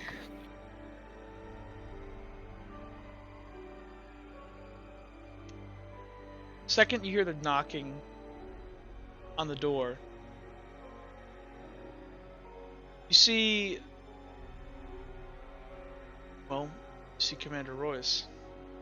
She seems to not be in her armor, but she's holding like her scabbard of her longsword in her hand. And she kind of steps out into the snow, and she's just wearing like a simple white tunic and stuff and pants stuff, like she's relaxing. Her eyes are extremely like bloodshot and stuff, or bags under her eyes, and she looks kind of sluggish, almost as if she's been drinking. Nice. And she looks over to you and she goes, "Helena?" And she kind of, Helena waves her hand. Commander Royce drops her sword and begins to like slowly walk towards you and puts her arms out, goes in for a hug. As she does, out of the shadow in the corner here, a guy appears, and he grabs her by the back of her head. He appears to press something into the back of her skull, and Commander Royce judders for a second, and he grabs her, and you see Commander Royce's arm go back trying to defend herself, but this guy's got her, and he pins her on the ground, and he's driving something into the back of her skull. And slowly, Commander Royce goes still. What did you do? Looks up. Oh no! "I took her out of the equation." Kind of steps up and wipes his hand on his pants. "Well," Is she dead? nods his head. Helena looks over to the figure and Done. doesn't say anything. "Done very, very well." Yes. "Now wake up." Shit. Yeah. Oh no! It was the dude! Knew it. Yeah. Knew it. I fucking It knew was a it! level 6 perception check. I was not notified of this. No, this exactly. change. I did not have to tell you that. Okay. Well, she's guilty now. She's guilty fucking now. She's... Hold on. We'll go here. Yeah, Oh my god. this guy kind of Oh, steps Zoe. back. This guy kind of steps back. He's breathing hard, and he's looking around, and everyone in the courtroom. So while this is all going on, basically this guy, his eyes are rolled back in his head. He's basically put his thumb to your head, and you've been speaking in your voice, and he's been speaking out loud and telling what's happening. So we all heard everything? Yes. Oh Felix my is gonna god. He was a rat. Yo. And at this point, like even Luck, who was like just like Luck is like leaned up in his seat and like is like almost like leaning over his table watching this. And everyone just kind of looks around, and the judge goes, "Professor, you may leave." And the professor kind of like just like scampers up to his feet, horrified. And Helena slightly chuckles to herself. Oh no. Oh boy. Oh, she's fully embracing it. Like I can hear now an evil little chuckle. And so this professor kind of like just turns and backs up, and like the guards kind of have to escort him out as he doesn't really know quite where to go. And yeah, he's let What's out. Captain Royce doing? I want to lean into Captain Felix and go, Royce is "Holy fuck." she's not in the room anymore. Yeah, Okay. Felix is leaving too. He's not gonna. I'm gonna grab Felix's arm and say, "Stay." No, I don't think I want to. Order in the anymore. court. I thought she was our friend. Quiet in the stands. Slap, slap, Yeah, slap. you might want to be a little bit more quiet, you know. No, fuck you, Helena. You're a bitch. Guards, remove that boy. He's just start yelling I blood. can't believe You I just- tried to help you. He's just start yelling bloodsucker. Felix is actually gonna say that, and he's going to walk off. I can't believe I tried to help you. Helena looks over with this very maniacal grin, and then she looks back at Judge Emma. She kind of Emma is kind of like stone-faced at you and goes, "And you truly are Amon." She leans that down. No, she's truly a bitch. That's what she Okay, I is. thought, guard, remove him. And the guard kind of like put their big leather gloves over your mouth and dragged your ass out of the courtroom. You won't silence the truth. She's stupid and dumb and doesn't know what she's doing, and she's an awful person, and I Again, hate you her. might just be a bit more quieter, you know, because And people are I know, telling I you to listen to Felix, the you are judge. dragged out of the courtroom. You can no longer speak in here. Okay. I just kind of look at Kilroy and I'm like, what? Kilroy, again, he is calm and he is just watching this intently. Sirius, you how may, do you feel you about may this? now speak, Judge Emma. Sirius naturally is pretty surprised by all of that. The fact that the events were described of like Helena killing somebody that was like a relatively good person sits very uneasily for him. And he looks at Helena with more of a sense of disgust, like the monsters that sort of roam southern part of the continent where he comes from. Lady Redguard, would you like any closing statements? Lady Redguard kind of just, she stands up and she goes, "Truly, Aramon, I'm sorry that the world has failed you." Oh yeah, that really sucked, you know. Wait, can Felix try to sneak away? Oh my god, Felix, you're blind. Felix, you're and- like, there's two guards holding you outside the I room. know, but like, when do they release? Like, okay, so like, Okay, what they're happens gonna, when I leave? fine. Okay, you're kind of breaking up, but fine, fuck it. You drag it out, and like they kind of let you go. And you stay there, and they start making their way back down. Okay, I'm gonna like, can I try to turn into a rat? What? Remember, and sneak back into the courtroom? you can try. Okay, I would just like to sneak into the courtroom. That's all I want to do. Make me a you can remember you can't shrink. I know it's fine. It's fine. I don't want to. I just want to be a giant Turn into a rat. giant No. rat. I don't want to do that. I just want to sneak into the courtroom. I just want to peer my head through, when they're not paying attention. Sure, Vince. Make me a Okay. stealth. No, just do it. Okay, Felix is just gonna peer in. And he's gonna you're such a bitch. Your parents would be so Guards! disappointed in Guards! And his with guards are you. just walking. They're just making their Oh way back wait, into the they're courtroom. dead because you probably killed them. You ugly them, whore. Get them! And this Uhtred guard runs is back gonna up, try and to they push- grab you and they Uhtred drag is you. Uhtred is gonna help the guards and kind of keep him out of the courtroom, and then he's gonna sit back down. Okay, and that's all. That's all I wanted to say. He turns Glad you over. got that out. He turns over to the judge. Turns over to Luck and goes, "Any words, Lord Lightbringer?" He goes, "Let's hang the bitch." And he leans back in his seat. Well, that's a little rude. Fuck you. I'm gonna lady. I'm gonna You mount should you down a address me as spike. such. Order in the court. Why does he sound like Rick? You will hold your tongue.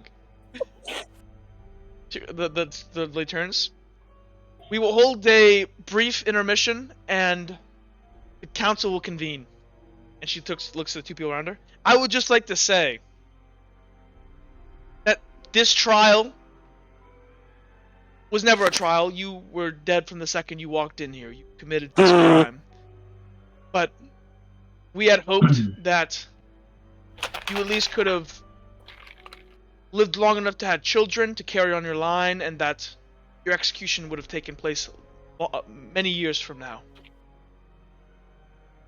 But you truly are a Mon. Okay, you're getting boring now. Can you speed this up? Guards, remove her from the courtroom. Oh, can I have some burgers too? You know how can I have a last meal? How about good parents? As you guys begin spouting off, the entire courtroom kind of goes into a ruckus, and guards begin to pull you up. Bloodsucker, Amon!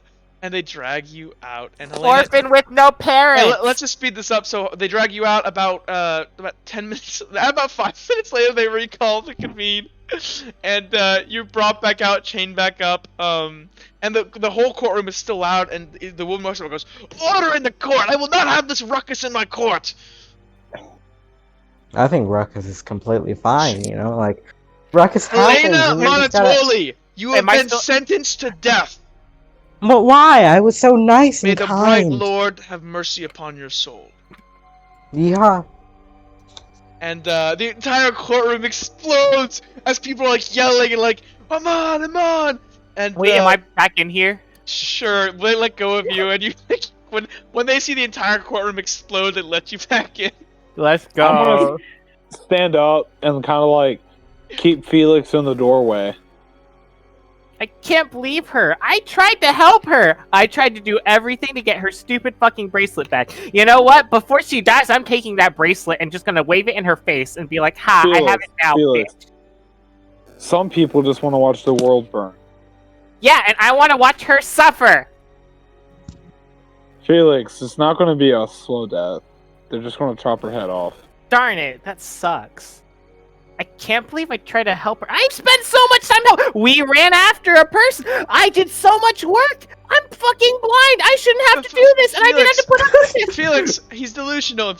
Kilroy's gonna slap you. Who's lightly. going to slap you? Kilroy's gonna lightly slap you and be like, "He was hysterical." Okay, Felix is gonna calm down. It's I just wait, that actually works, huh? I looked at her and everything, and I was wrong. Gronk was right.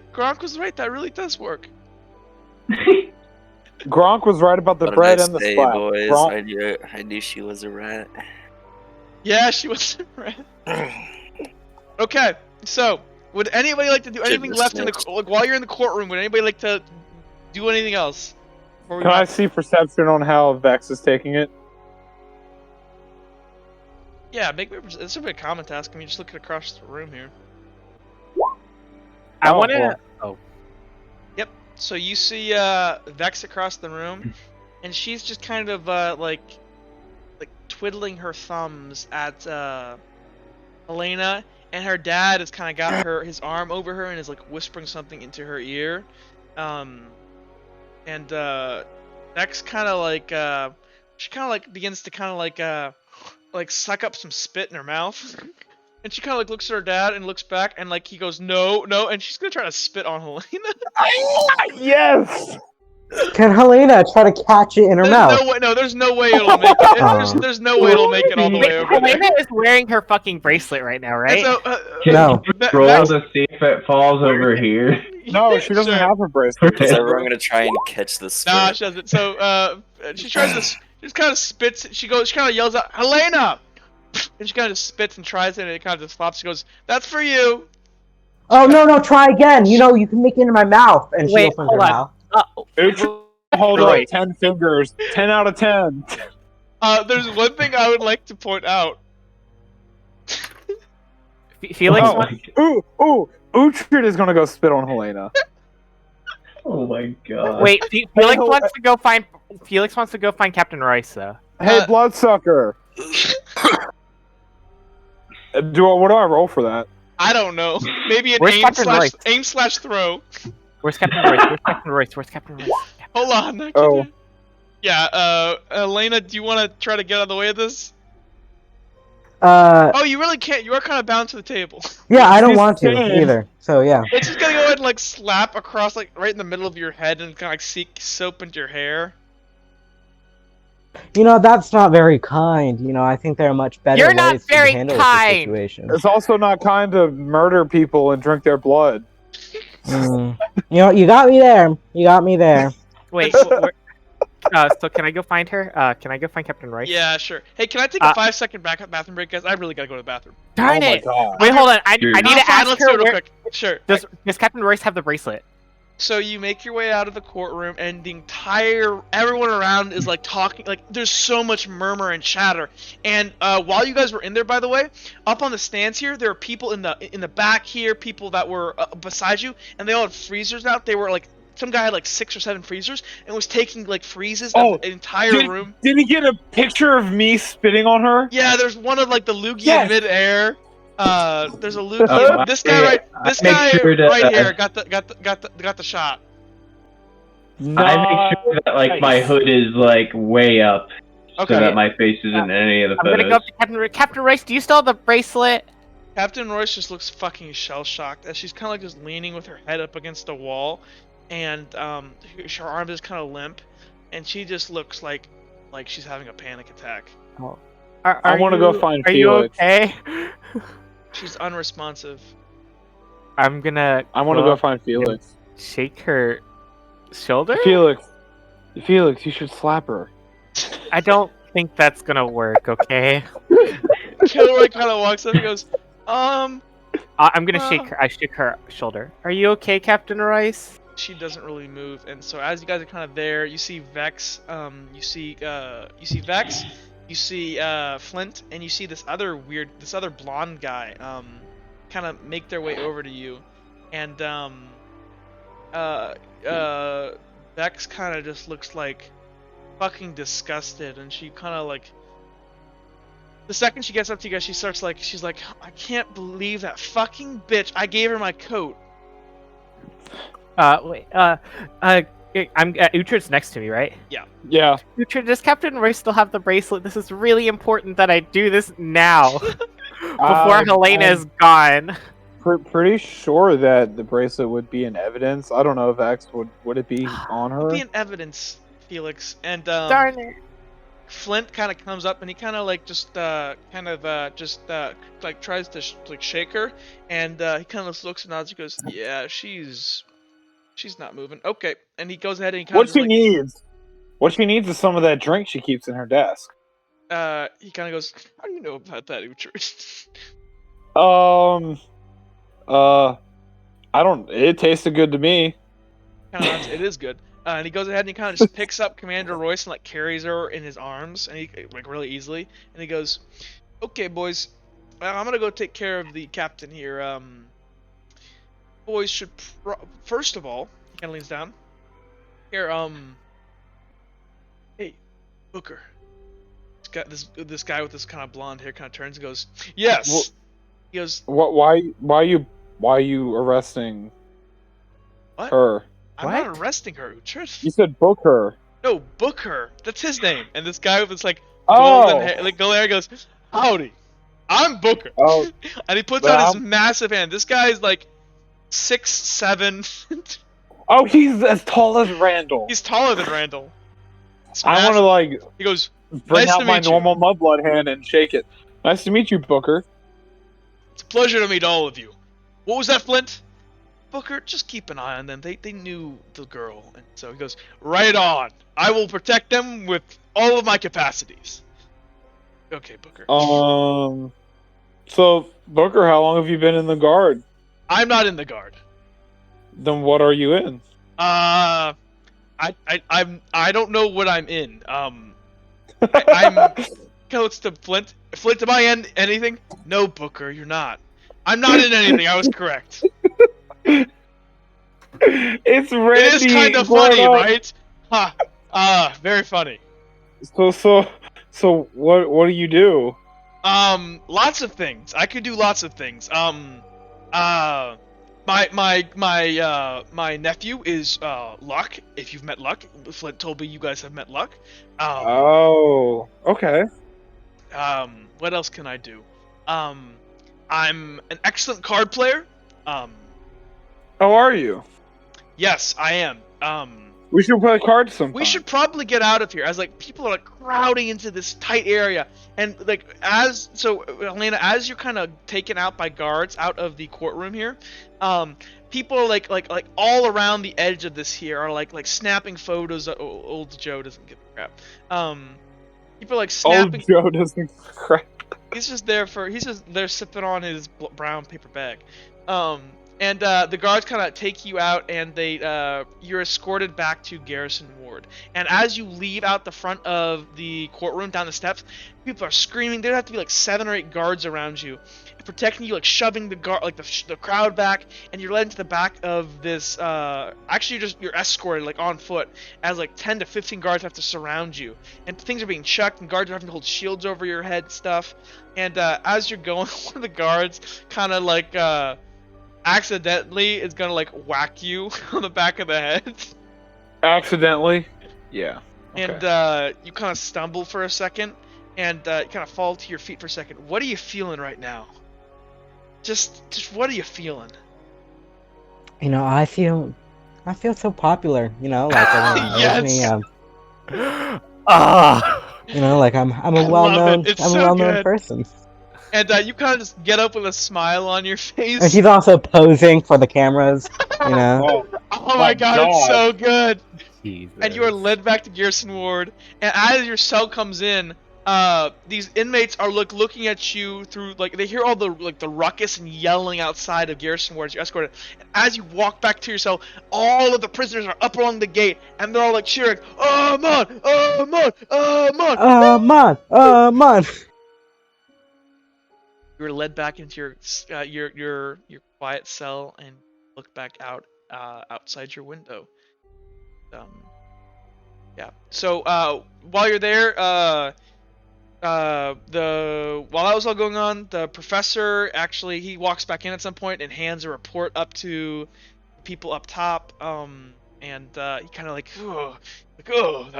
that was crazy, and he walks his way out. So yeah. But there's a detailed report.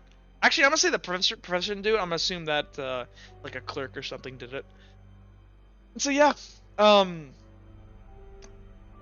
man. I'm gonna take a second break here. I need a little bit of water and use the restroom. So give me like 1 minute. When does this session end? We can end it now if you guys would like.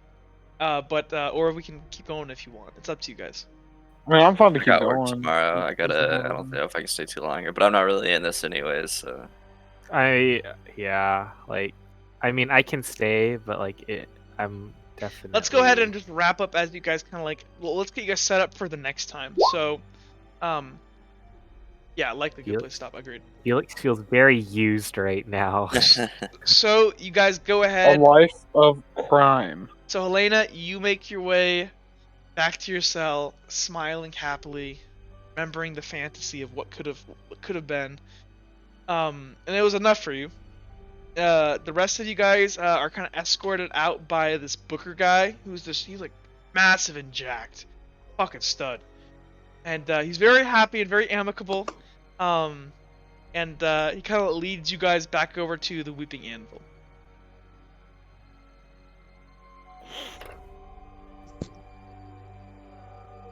Okay. Hold on. It's like, well, I need to go get that bracelet. I need to be able to rub it in her fucking face when she gets executed. I can't believe she used me. I feel so used right now. I want to slap Felix. Ow! Uhtred, why'd you do that? Calm down. It worked last time. Hey boys, no hitting each other. That's not friendly. I was just trying to calm down, Booker. Here, I'll calm him down. I order you to calm down. Wow, thanks. See, he's I'll calm now, totally do that. And no sass You're not talk from wrong. you, It young did man. work. Oh no, I'm being so honest and truthful right Sarcasm now. is calm. Yeah, totally. Right? Yes, it is. I mean, fine. Yes. Okay. Well, is this where you guys stay? Yeah. Okay. Well, my job here is done. I'm going to go check on my nephew. It was a pleasure to meet all. What was your all's names? I'm Uhtred. Who's your nephew? My nephew is Luck. Oh. Wait, you're older than Luck? You don't look as old as Luck. I Well, don't. And he's like his 6. uncle. He's 6'7". But does he look beyond old? belief. Yeah, he does. Yeah, but he looks like actually grizzled old. Yeah, well, not like grizzled old, but like 30s. Or old. you don't? Okay, but you don't sound so old. Oh. You sound pretty young. Well, that's a good thing. That means I will age well. It does. That it does. Well, what is your name? And he points to you, Uhtred. I'm Uhtred. It is a pleasure to meet you. He shakes your hand. And your name, little blind boy. I'm Felix. You're a lot nicer than Luck is. Oh, Luck just, he's got a lot of pressure on his shoulders. Yeah. Nice to meet you. And he like shakes your hand like really rough. It's like it's like a Randy shake. And he goes, "Oh, and I know you. Hello, Kilroy. It is a pleasure to see you again." Hi, Booker. And Kilroy seems like fucking amazed by this guy. No one has really picked on this, but like the entire time, Kilroy's just been staring at this guy like he's a god. Oh. And Kilroy goes, "I'll take a handshake too." And he goes, "Okay," and he shakes hand. Would you mind signing something for me? He goes, "Yes, I will. I would not mind." Are you famous? I don't know. Am I famous? Killer goes, he's famous, and Killer runs inside to go grab something. Well, We're famous for what? Huh? Wait, Kilroy? Oh no. I don't know. I guess I fight people well. Oh. Oh, are you like a fighter, like a professional fighter? I don't know. I just I stop bad people. Maybe you guys should take lessons from him, like you took lessons from that. I other am an sword excellent guy. teacher. Well, I would love to come by and learn some the fighting skills from you. What is your name? Why have you walked away from us, young blue boy? I'm following him. Oh, he's trying to sneak inside. Yeah, make me a. I can say while this was all going on, they're introducing. You can just slink off. Nice. I don't think Ivan can talk right now. Nice. He kind of looks at you guys and goes, "Well, it has been such a pleasure to meet all of you. I have to go back and see my nephew Luck. It was a real pleasure to meet all of you." Okay, and he just goes ahead. And Wait. What about Kilroy's autograph? Huh? Well, as he's squatting on the ground, he kind of like jumps up in the air, and the second he does, he fucking just flies off. Who does? Wait. What Booker. the fuck? Oh, I was like, wait. If you see Dawn, tell her I said hi. And like he literally staying there, and like Superman jumps, and the stone beneath him like cracks. I look down and look up and look down and look up, and I'm just like, what the fuck was that? And he hits back and goes, "I'm sorry about that. I already jumped in the air." Wait, what? Whoa. He came back down. Oh, he came back down? What about Kilroy's autograph? Oh right, I almost forgot. And Kilroy's like, he like runs out and he has like, I don't know, a fucking pan. He's not thinking straight. He goes, here you go, and he goes, and he goes ahead and he kind of, I don't have anything to sign it with. I'm gonna look through my satchel for. And he goes ahead and just flicks out his hand, and as he does, this spear just appears in his hand, this golden spear with this massive blade on it. He goes, I will just carve into this. He goes, okay. And so he carves into this pan. I don't know. He carve in a gold patriot. And then okay. He puts in BT. Goes, there you go. Okay, I really should be going. Dawn, tell her I said hi. Oh, you know Dawn. She's a fine my young friend. woman. I still need to go meet her and study with her someday. I promised her I would. If you ever hurt her, I would kill you. What? He's just smiling. Yeah, Felix, did you hear that? He'd kill you. But you would never do that, right? No, of course not. Okay, guys. Oh man, I cracked this stone. I will pay you for this later. I have to go though. Bye, guys. He sounds like a robot. He flies up. See, jump up in the. I look down and up again, and I look at Killer like, what the fuck was that jump shit? And Killer's just like there, like hyperventilating. Oh my gosh, that was Booker Twins. That's the golden Who patriot. the fuck is? Oh my gosh. What the fuck is this? Look, I got a signature on my frying pan.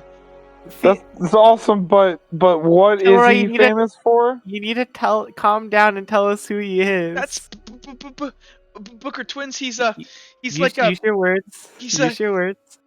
He's a hero. He oh my gosh, he's the coolest guy ever. He's fought wars and stuff, and he killed like a dragon. Oh my gosh. Oh. That was he used the spear of destiny to carve into my pan. The spear of destiny. I'm still so confused. I'm just like, can you do me a favor? Can you count backwards from 10 really slowly and then explain 10, 9, to us 8, 7, 6, 5, 4, 3, 2, 1. Okay, and then explain to us what this spear is. And use your words. I don't know. I mean, like, we don't know. Like, they don't tell. Like, they don't let everyone know. I don't know. But it's like, I mean. But he's famous for it. Yeah, it's like a thing they pass down in their family. Oh my gosh. Wait, so does that mean that Luck's gonna get it next? Oh no. Usually, I don't think the king gets it, but it's given to whoever is the protector of the realm. Oh, so he's the protector of the realm? Yeah. Oh. Serious, did you get an autograph too? Where'd you go? And then I don't think Ivan's talking. Felix is gonna go to Utra's like, what's the protector of the realm? Dude, I don't fucking know. That's not a I'm still real amazed official that title. I'm still amazed people can fucking fly. I mean, I don't know anybody else who can fly but him. But that's really cool, right? I mean, like, what the fuck was that though? It's probably magic of some kind, just like that spear, and just like the guys at the academy. I can't ever use this pan again. I mean, we'll go get you. We'll get you a new pan tomorrow. Oh. Or you could use it, and every time you use it, you'd know that you have an essence of him in you. No. Like you, like, cook something. No. Oh. It's worth more if he doesn't use it. I need to. I don't know what to do. I'm gonna hang it on the wall. I think you need to go lie down and get some rest, okay, Kilroy? I see what you're saying, Ivan. So Kilroy just kind of looks like amazed and everything, but kind of just calms down for a second and just kind of looks at you guys and goes, "Well, I guess they're gonna execute her." Is he gonna do it? What'd you say? Is he gonna use the Spear of Destiny to do it? I don't know. This has never happened before here, or at least I don't know. I don't know when this has happened in the past. What they did. Oh my gosh. I'm still confused that people can fly. I thought only birds could fly. No, he can fly. I'm just super Which doesn't confused. make any sense because he doesn't have any wings, but I'm not sure. I think, another... I'm sorry, I'm just so excited. Whew. I mean... I don't know, guys. The killer just smiles. I'm just gonna go inside and sit down and drink some water. Okay. I look at Felix, I'm like, what the hell? I need to get the fuck back to Crossroads. I mean, I suppose so. Actually, you might have heard of this in Crossroads. This guy is usually in Crossroads. Well... Oh, is he in Crossroads? Yeah, he's... Well, would I have heard of it? Well, actually, I probably would have seen him then if I lived in the place where crime happened. If you ever would have seen him in like a parade or something, maybe. In a book? The guy who can't read? I don't know, not in a book, in like a parade or something. I don't know if you really did parades though. I didn't. I worked in a workhouse for slave labor. He's the equivalent of like, do you know who Jaime Lannister is in Game of Yeah. Thrones? Yeah. Okay, fair enough. I just didn't. I mean, I heard about a guy named Booker. I just didn't know he could freaking fly. You guys are just standing there. You're just looking at the cracked ground from where he Yeah, off. I was like, I guess a lot of things are possible in this city, isn't it? How the fuck can someone fly? Well, today at the yesterday at the university, I saw people practicing. Wait, you went to the university? Yeah. I think I might be going there tomorrow too, if you want to join me. I saw a lot of people practicing magic, but I just help out with the gardens. Oh. It's the closest I can be to the university for now. Ah. Well, I can't read, so... Well, then we can learn. Isn't that the point? I guess. I think you can do it, Uhtred. I don't think learning to read Braille was really hard since I had to learn it all on my own. But I'll try to help you, and I'm sure any of the professors can try to help you too. Yeah, but I'm sure it costs money. Maybe. Or maybe we can just find a good enough friend. That's true. I mean, I think Kilroy knows how to read. He did read that newspaper. That's true. Serious. Do you know how to read? Too. Sirius, I guess, nods.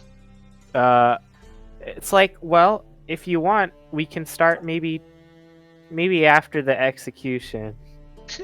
Oh, sure. That sounds good. I don't know. Get that evidence. I don't know. Nox, I want to flock it in front of you've her slept face. the entire day, and as you have sleeping, like Kilroy's like running up the stairs, like he's like running upstairs with his pants. Nox, he goes, Nox, are you awake? Is it? Oh, sorry. I don't even know if Buddy's here still. It's like, is it wrong that I want to rub it in her face? I just... Buddy... Yeah, I'm here. He's running up to you, goes, Buddy, look at my pan. Were you here, Buddy, for what happened? No, I am, but I'm still not awake. Oh, he goes, oh, you're asleep. That's right. Okay. Awesome. I'll leave you alone then. He like runs upstairs. Okay. Oh, what were you guys saying I up there? slowly look over my shoulder to make sure he's gone. I'm gonna walk inside and go, like, see if Nox is up. Sure. Kilroy's gonna go upstairs and like... Nox, are you up? Yeah. Yo, Helena's gonna get her fucking head cut off. Really? Yeah. That fucking I guess it wasn't too surprising, but... Also, some dude who can fly showed up here. Booker, like, I heard about him at Crossroads. Yeah, but, like, who the fuck can fly, man? Like, Booker what the hell is that? What? Like, what? You get used to it. That's freaking... I don't know, that's weird.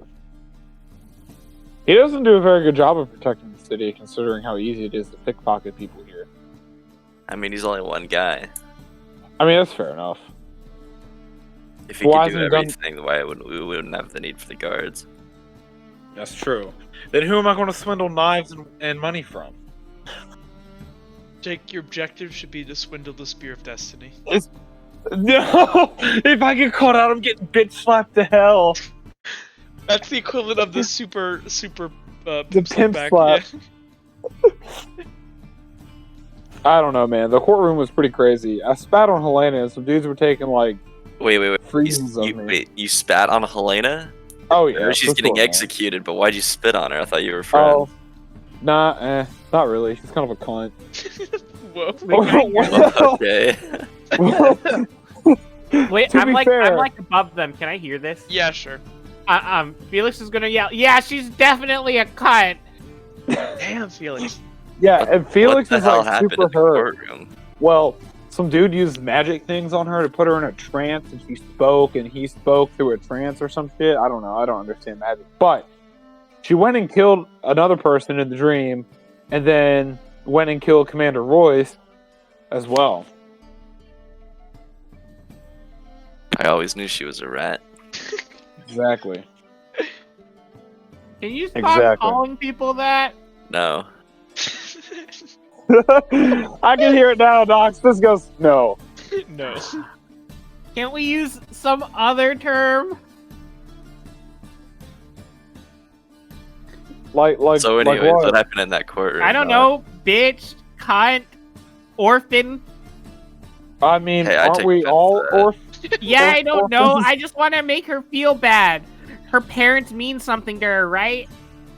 I mean, I guess, but they're dead, so, like, if she believes in all that Like her spiritual fucking shit... heart. Well, I don't know. Yeah, the courtroom was crazy. Basically, she admitted... She got real creepy at the end. She started laughing and smiling and happy that she was going to get killed and happy that she killed that person.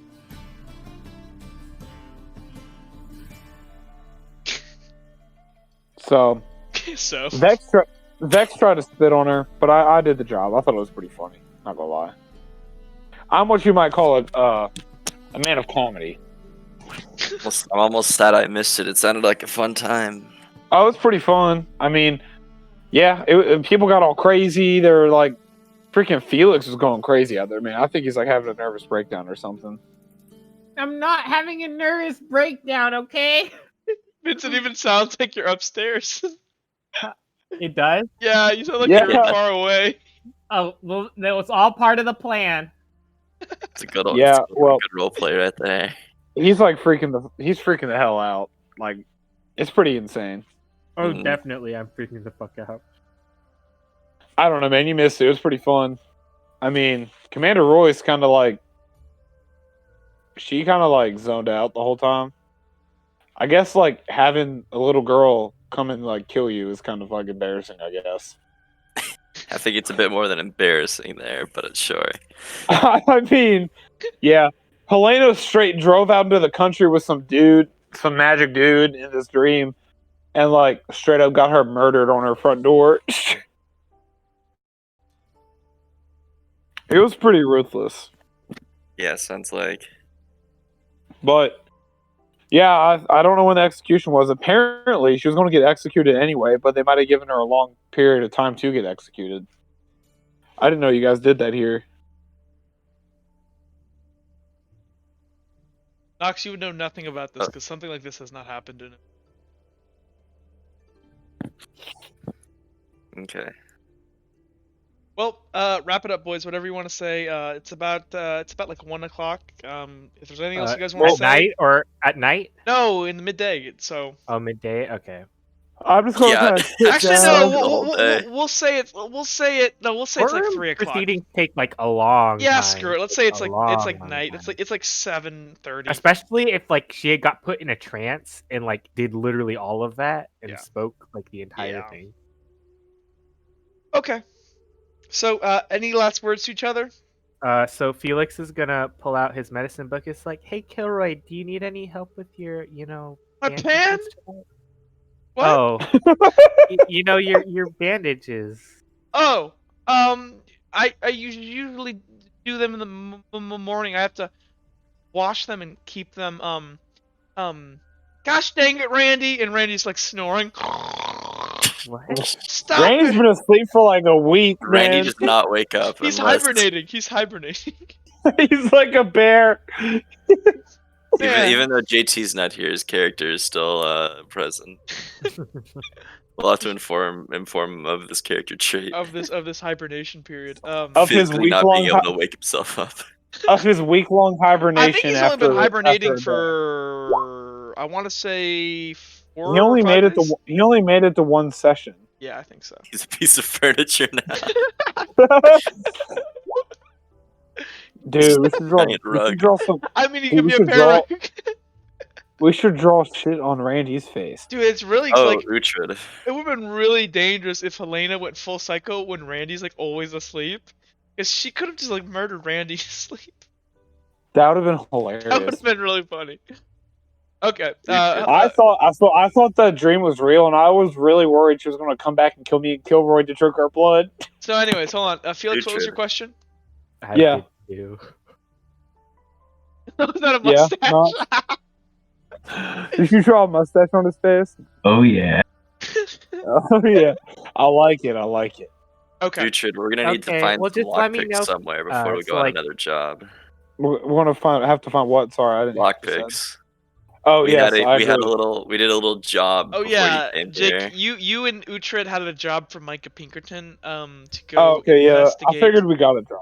You had to go investigate, like you were trying to figure out what this noble lady likes, because this other noble guy is like trying to like get good with her, and he wanted to figure out like the perfect gift, but he doesn't He know her wants very the well. bone. So he just told you guys like literally just figure out what she enjoys and what she likes, and I want to I want to make sure that my client is able to get her just the thing she wants. And so, I guess, well, Nox broke into their house Yeah. and almost got caught by the guard. Nice. Yeah. So that happened. Felix, what you're saying? So Felix is like, so since Kilray doesn't need his help tonight, Felix is just gonna go do his bed and just, study first aid again. Sure. Okay. Let's deal out. Is everybody good? Anything else? Yeah, I'm good. Okay, let's deal out. Good. First of all, RP Only points. thing I rolled was Zammy, you can apply these destiny points wherever you want. Zammy, you get 4 destiny points. That was excellent. Whoa. You did Why is it more Zammy, important? Zammy, you did a quest. You had excellent roleplay, and I'm giving you the extra, like the best roleplay of the session. I'm just giving you one because I thought that was awesome. that was really good. Oh roleplay. yeah. Pretty good. So you get 4. Okay. Excellent battery. Go ahead on Helena's sheet. Make sure you get the claw abilities, and also give her a +1 in strength. I'm probably gonna chop off her head next session, but screw it. So you actually get an attribute up in strength because you were like eating people, and like that made you stronger. Also, make sure you get your blade claws. But I'm probably gonna have to chop off your head. I'm sorry. As for Felix, you didn't do a lot of skill checks. That's fine. No. Felix, go ahead. 1 point for completing. So the quest, you guys, okay, you guys know what the name of the quest was? Sure. What? You can't handle the truth. Oh, I like it. Nice. She should have said that. She goes, "You can't handle the truth." So, and Felix, and by the way, Zammy, you can apply that to this character or your next character, depending on what happens to Link. Okay. Felix, go ahead and gain 1 point for completing the quest. You can't handle the truth. Cool. Gain another point for excellent roleplay. Nice. Jake, gain 2. Okay. Same reasons. Nox, Yeah. gain 2. And Nox, let me look at. Did you break any limits? Did you do enough of your check? You didn't succeed on the ones you needed to succeed. Let me check here. Did I really? Wait, which ones did I fail? You failed your stealth check. Failed. I thought I passed one of them. You passed 1. But I'm trying to see it because I'm tallying up how many you do. Okay. You did not have enough to break through the session. I'm sorry. Too soon. F in the chats, boys. I need to Cirrus start using also some gained destiny 2. points. I'm almost full. Cirrus also gained 2 destiny points. What about like not in Bruh. acrobatics either? Uh, I thought I think I you only had- passed 3 acrobatics checks. I believe you because you passed 1 to dodge, 1 to jump across, and 1 to. What happened to Nox? Yeah, but don't you already have a point in acrobatics, if I recall? Yeah, I've only Yeah. got 1 in slight, stealth, and survival. So you have nothing in happened to acrobatics? No. Okay, gain 1 in acrobatics then, because that will break through the threshold there. What did Nox do? Nox, he did that I job. was an idiot. He was a fucking idiot. He like I was almost a died. complete idiot. I almost killed myself for no reason, like circumventing the entire Literally, like so breadcrumbs. I made the simplest quest possible, Jake, so that we could just like it was literally so that like I'm like, okay, so we don't break like roleplay, you do a quick job for Michael Pinkerton. And literally, Nox, all you had to do was go through that fucking window. Go in the window. And literally, you're gonna walk in and like you're gonna see all these plants on the first level and be like, oh, and like there's a book there that like is like detailing all these plants that she loves. And you're gonna buy her a fucking flower. But Nox decides to shimmy his way up between 2 marble buildings, 3 stories up in the air, jump across slated roof. A 4th tier acrobatics. Like it was fucking ridiculous. Damn. It was crazy. And I got caught by the washer, and we had to run away from the guards. So make sure that man. everybody here besides Zammy, you all gain 2 destiny points. And then well, hold on one second. I need to start using some destiny points. I'm almost full. Make sure you boys are using them, because and then They fucking come in handy when you're trade fighting a destiny whole points. zombie horde, Jack. they do come in handy when you're fighting a whole zombie. I saved Kilroy. Did save killer. Okay, But guys. you asked him how to kill the dog. Hold on one second, buddy. I gotta wrap this up. So Oh, thanks. did you everybody- break the? Did you? Huh? Sorry, go ahead. Hey, thanks Did you everybody. break the news to theorist? 1 second, wait. Hey, everybody, thanks for watching so much. I hope you enjoyed this session of The Beast I of got a Redwall. Tune in next time to see what happens to the rest of the people and if Randy will ever wake up. Thanks for tuning in, and bye-bye.